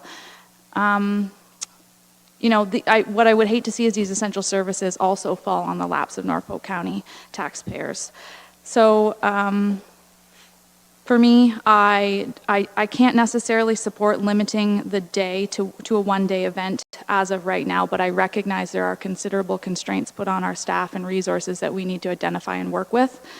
But I would like to put forward a motion that I think will offer a compromise, and I think it's a bit of a working motion, but I would like staff to contribute to it and work on it and see if we can involve these stakeholders. So without any further ado, my motion reads that staff be directed to establish a Friday the 13th stakeholders licensing fee for mobile food premises and merchandise sales in the amount of $150 per vendor or peddler. And further, that service clubs be required to vet all applicants and strictly prohibit permits to organized crime or other booths selling organized crime propaganda. And I would pause right there and just reference our county solicitor's notes to section 155 1B. And be required to share all permit holder details with the county in advance of the event. And further, that stakeholders be strongly encouraged to collaborate and use the savings from the permitting process to fund a contract employee 3 months prior to the event to regularly liaise with staff. Thank you. Okay, that's your recommendation you're putting forward? Is there a seconder? And then we can have some discussion. Mayor Chop is the seconder, so that opens up the floor for discussion.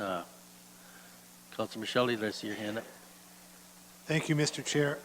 I'm wondering if Councillor Martin would be amenable to a friendly amendment on the fee amount. I'm just wondering if $150 would still be prohibitive to attract the right amount of vendors that we would have. I'm wondering if you would consider $125. Yes, I would. Thank you. Thank you. And here I thought you were going to raise it. Okay. So that's the friendly amendment. Is that good with the seconder? Okay, that's good with the seconder too. And we got Mr. Griselle here. He came back to see us tonight. Yeah, thank you, Mr. Chair. Not to make any statement about fees, but just so council is fully aware, that creates 125 for license creates $17,500 shortfall in my budget for this year. So just so you're aware, when my actuals come forward, I'm not asking you for anything, but when my actuals come forward at the end of next year, I will be off for that, okay? Okay, so this, yeah. Councilor Martin? Thank you, Mr. Chair. I guess the reason for, I didn't pull a number out of thin air, the reason for my reduction in the fees that were included in the report would be that there would be a new process where the Kinsmen have spoke about their own permitting process, where they would do this on behalf of the county staff. That's that new licensing where they're going to come back to the staff, they're going to include those details, and they're also going to be prepared to have a person who will liaise with the county staff. So the reason for this number I've thrown out is because I'm anticipating considerable less staff resources from the Norfolk County Clerk's Department being spent on this endeavor. Thank you. Comment, Mr. Griselle? Again, I want to avoid arguing at all with committee about any licensing fees, but the reality is that if we're going to regulate it, the municipality needs to regulate it. We cannot have an external body issuing permits. We need to do the work, and we have gotten a significant reduction from in the amount of staff work already. But the challenge that we've heard from the Kinsmen and we've heard from the Port Dover Board of Trade is that they want the municipality to provide more resources and more support. So we don't have a capacity to simply go forward and say, here's your permits, and then we won't be able to enforce anything. We can't lay a charge because we won't have all the records, and it won't be applied consistently. And so that's our challenge, but we will work with however it is, with whatever fee, and we'll try to find efficiencies, and we're committed to that process. Mr. Griselle, the 17,500, was that at the $125 figure that Councilor Michelli mentioned? Yeah, so that'd be the estimate for the amount of revenues we'd lose. And we could also just, now that I think about it, we also would have to change the licensing bylaw to regulate against the 1%ers, which is fine, but we'd bring it for a further report to get that done for council. Councilor Martin again. Thank you, Mr. Chair. Again, respectfully to our clerk, I would really like to hear some options about how this could work. And so is there a conversation that we can have where these resources that our service clubs are saving are rolled into a staff member that's a Norfolk County contract employee, and they are issuing Norfolk County permits and having dialogue with the county and assisting the service clubs to get these permits out as they have done in previous years before, and the reduction coming from staff time and dedication is now being rolled over to a contract employee. Any further comments, Mr. Griselle? Through you, Mr. Chair, there are a lot of opportunities, even with our current special events process, where we do have staff supports for external groups. And I think some aspects of Friday the 13th could be addressed through some of the special events process, but that's Shelley's area. But even within that, there's still the critical final review of council services staff. And that's the one component that we really can't cut out. But yes, we can definitely provide more supports and more, we can provide more, we're looking at currently at online options for applications. And we've heard from the Kinsmen specifically that that's a real big thing, as well as the Port Dover Board of Trade. They want to be able to electronically submit these. So there is a lot of options to make enhancements to support these groups, but a lot of them don't relate to us providing them with the final license or permit sign off. That's the one thing we need to still control. Okay, I'm going to go to Mayor Chop. Thank you, Mr. Chair. I guess two comments. We're talking about 17,000 of being the potential impact with a reduction to 125. If I heard the deputation correctly, the argument for reducing the fee is that they're losing a number of vendors and they're hoping to increase the number of vendors. So the idea is that while it may be reduced to 125, that they would actually be getting more people. So the hope would be that there wouldn't be a $17,000 impact. In terms of the municipality having to control that, what would be the issue with the Kinsmen or the Lions preparing a list with those that have submitted requests and in a one-shot deal giving that to Norfolk County for approval? Is there a law that's I don't know about? Through you, Mr. Chair, part of the parcel is we can't more strictly regulate things with 1%ers and at the same time do less regulation. So you can't say we're freeing up regulation and we're removing rules and restrictions and we're allowing service clubs to just license as they see fit and issue permits. We can't do that and at the same time say we're placing new, tighter restrictions for enforcement. Because when we're laying charges, and bylaw staff are there, they need the ability to lay short-form charges. They need to know that confidence that we have those files and that all the proper due diligence has been done.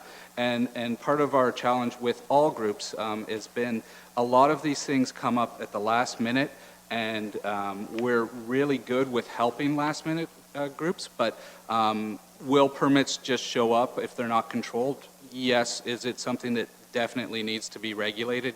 Yes. And does doing Friday and the 13th in an informal way, where we don't know who's issuing permits, where we don't know what's exactly happening, how does that allow us to continue to provide quality enforcement? It really undermines our ability to lay charges. Okay, Mayor Chop. I guess just one final point. So we just looked at the Simcoe panorama, and we just approved an additional 17,000 for another FTE for the panorama. We're looking in our report here that this has an economic impact of 2.4 to 4.9 million and up to $10 million in return visits to Port Dover. What would be the challenge with allowing these guys to hire somebody on their own, not even a levy impact in this case, that would be a point of contact to be able to deal with Norfolk County and provide all of the information that the county requested, the names, the addresses, and so on? We've had challenges with regulation up until now, and the county has been regulating it. So if we're trying to, maybe somebody that was dedicated, that didn't have council issues and everything else on top of it, that was able to just be the point of contact for Friday the 13th and not have it be a levy impact, I would think that that would be a good thing. Through you, Mr. Chair. The Port Dover Board of Trade very much has somebody who does serve as a point of contact on it, and what they told us loud and clear when we met with them, and just to get things in context, Port Dover Board of Trade is the #1 license, followed by public properties, and then followed by the Kinsmen. So the Kinsmen are a stakeholder here, but they're not the #1 stakeholder. The Port Dover Board of Trade is, and they have somebody on staff who does a lot of it, and just with working out the dynamics with those two groups and with the public component of it, if you know, just hiring somebody to do it, you have to make sure that it works. And right now our system works. We're able to get these licenses. The due date for it is the last Friday of the month prior. So we are able to process all these licenses in under 2 weeks, get them out there to everybody. And the Port Dover Board of Trade, what they said is they really want us to provide more staffing on a special events kind of aspect. So they would like us to hire somebody in-house to do work underneath Shelley's group to guide this, just like we do for the other special events. And very much that person does do a lot of the work to make sure that the files are complete and that everything we get is submitted to council services. So there is processes, but just allowing them to have somebody who they'd hire somebody to do it. They can certainly hire somebody to compile the files, but we need to review the final file and issue the license. And it's just that step that needs to remain. Councillor Martin again. Thank you, Mr. Chair. To Andy's comments, I don't necessarily think that your prioritization of the stakeholders is accurate when we look at the Kinsmen as also camping, parking, and the purchasing of essential services. I do hear what you're saying through the licensing aspect, but they are a very, sorry, I can't see you and talking to my mic here. They're a very large stakeholder, so I don't feel as though that's a valid argument to prioritize them underneath the Board of Trade. Additionally, the Board of Trade, they also made comments at that meeting that we attended where they didn't want to see a reduction in date, that Thursday was their safeguard to ensure that they, and that's included in here. So we can't pick and choose what pieces of information we're going to really lean on here from these stakeholders. And again, respectfully, to your comment that it's working right now, I would disagree because of the feedback in this report. These stakeholders would say the process as is not working. And so just to clarify, I would like to say to you that I am in full support of a deadline that you are comfortable with for information to be submitted to you. And that additionally is in the motion. It reads as though that they would need to provide information to you. They would need to return their permitting information over to your department. Thank you. Further discussion on this issue? Councillor Hoppin. So just to clarify in terms of Councillor Martin's motion, this is just regarding the licensing piece. We're not addressing the length of the event, like that's not being included? Councillor Martin. Thank you, Mr. Chair. No, the length of the event, as it reads in our recommendation from our package, I have removed that. I think that the event, we heard from the stakeholders in a meeting that the Thursday was essential for them to break even and then roll into the Friday and make money. The Wednesday is a different conversation, and if council wants to have that conversation about what happens on a Wednesday, I'm more than happy to have. But from my perspective, advocating for the stakeholders, they are not in support of of removing it to the Thursday to have a one-day event. I just want to reply to that, and I certainly understand that in terms of the fundraising aspect, but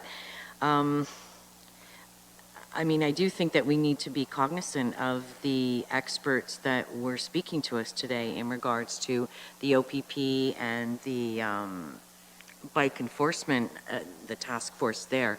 So I think that's still something that needs to be addressed, and this isn't just about permits.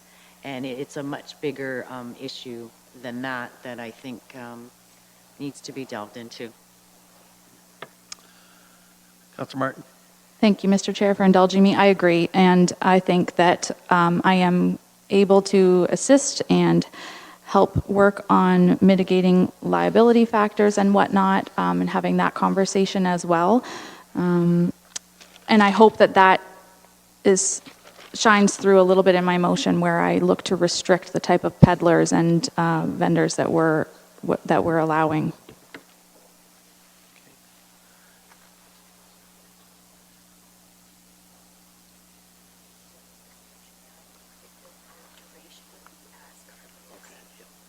Further, Councilor Taylor. Can I hear the motion one more time, please? Just Yes, I'll get the clerk to read it right now. Through the chair to committee, the motion that is on the floor is that staff be directed to establish a Friday the 13th stakeholders licensing fee for mobile food premises and merchandise sales in the amount of $125 per vendor or peddler, and that service clubs be required to vet all applicants and strictly prohibit permits to organized crime or booth selling organized crime propaganda, and be required to share all permit holder details with the county in advance of the event, and further that stakeholders be strongly encouraged to collaborate and use savings from the permitting process to fund a contract employee 3 months prior to the event to regularly liaise with staff. Okay, got a question, Councilor Taylor? yeah, what kind of authority would we have in our bylaw to make that vetting process? Is that something we would have to lay out for them? What would we mean by that? Councilor Martin, it's your motion. Thank you, Mr. Chair. I was building off of comments that our county solicitor left with us earlier this evening. Okay, thank you. Okay. Councilor Rabbits, then Van Pasten. Thank you, Mr. Chair. And through you, I'd like to propose a friendly amendment. I would like to remove the verbiage propaganda and replace it with trademarked merchandise that could be affiliated or associated with organized crime. Okay, it's a friendly amendment. Councilor Martin, do you agree? Seconder? Mayor Chop, you seconded that, didn't you? Yeah. Are you in tune with that friendly amendment? Okay. Okay. Just show of hands in support of that. Okay, thank you. So that's in there. Next, who's ready to speak next on this? Councilor Van Pasten. Thank you, Mr. Chairman. Somebody's going to have to back up a little bit because I'm not grasping this, but what is the purpose of issuing these licenses? Is it just to make sure that the form is filled out and the boxes are full and checked off in the right spot and we collect the money? Or is the purpose of sort of a community event to make sure we have the right vendors in the right place? Like it's not a mad rush to get the licenses, so we're going to have 300 vendors all selling t-shirts. End of story. There's going to be nobody selling food, nobody selling water, somebody selling. When you allow the community to organize who gets which licenses, they will make sure they have some vendors selling food, some selling drinks, some selling t-shirts, some selling trinkets. That's part of the whole concept behind what I think the Deputy Mayor's motion was to allow that the Board of Trade, who organizes the vendors in Powell Park, to make sure they have the right mix, the right amount of all the different things. If it's just a mad rush to whoever shows up at Norfolk County office and gets a license, you might end up with completely the wrong type of people or too many of one, not enough of the other. So again, we got to have some sort of common sort of person that sort of, this is what we want, so we need so many of these kind of vendors, so many of these, so many of these. You can't just leave it to the random first come, first served. So I don't know if anybody could enlighten me a little bit on this. Okay. Mr. Griswold. Just to provide a bit of an overview, business licensing is really for the purposes of several things, safety and protection, and also nuisance prevention. When you look at the Friday the 13th business licensing, one of the major aspects of it is to limit the duration of the event. And so that's how we can only have the Thursday and Friday, because it's a specific license. Now, one of the things that the Kinsman brought up before was, and I've heard council talk to before, is about how annual license holders couldn't participate. Now, the one thing that through our discussion with the Kinsman came up that was a really interesting idea was, before we always considered that in the context of Port Dover alone. They essentially said, no, open it up to all vendors in all of Norfolk County that hold an annual license. So that's an option now that we can look at. Before, we thought it was just a couple businesses in Port Dover that they wanted to participate. One of the issues, though, with moving to the permitting system is the fact that we have requirements in our business licensing that protect safety. We have fire inspections, we have cleanliness requirements for the food things, we have health inspections written in there. That's not saying those don't exist without the business licensing, but now under this permitting process, we won't be required to have them reviewed by the county anymore. That would be removed from the whole business licensing. So we would, the business license that will be presented won't have those requirements anymore, which doesn't mean the health unit doesn't have their own process to do that. And then again, the issue with the fees, there was a big concern in 2008 when these fees were introduced that they would cause a lot of loss of vendors. The reality is it caused about a 10% loss in vendors. The Kinsmen have had a more significant loss because there's been an uptick in the private vendors, but the Board of Trade has a very consistent amount of vendors. So when you're considering the fees too as well, the only thing that we really care about is that there's a uniform non-resident and resident fee. We don't want discrimination anymore for residents and non-residents. We just want the uniform fee. But the reality is that the community and the vendor numbers are strong with a fee that is $5.60. It's not an issue where the event will be impacted, but it's ultimately up to council. That's where your role comes in. And 125, I don't generally mind the fee as long as I don't get in trouble when I bring my budget back and I'm short money. Okay. Councilor Martin again, and then, or I'll finish up with Councilor Van Passen first. Okay, Councilor Martin, go ahead. It's a great answer, but it didn't answer the question. How do we regulate that there is not just one type of vendor because they got all the licenses used up first? Like, we're going to have 300 hot dog vendors and that's it. There's nothing else. It's the only thing you get in Dover on Friday the 13th are hot dogs, because all the spaces are used up by the 300 hot dog vendors who showed up the first day at the county office and got their paperwork done. My apologies, Councilor Van Passen. Yes, so we rely upon the community stakeholders, the organizers, the Port Dover Kinsmen, but the fire also does a big thing with putting the food in one specific area. One of our big concerns is we don't want to have a bunch of T-shirts right next to a bunch of deep fryers. So the fire really looks after where they organize those ones and says, this is where we're going to have the food vendors alley, and this is where we're going to have merchandise sales. Okay. Councilor Martin. Thank you, Mr. Chair.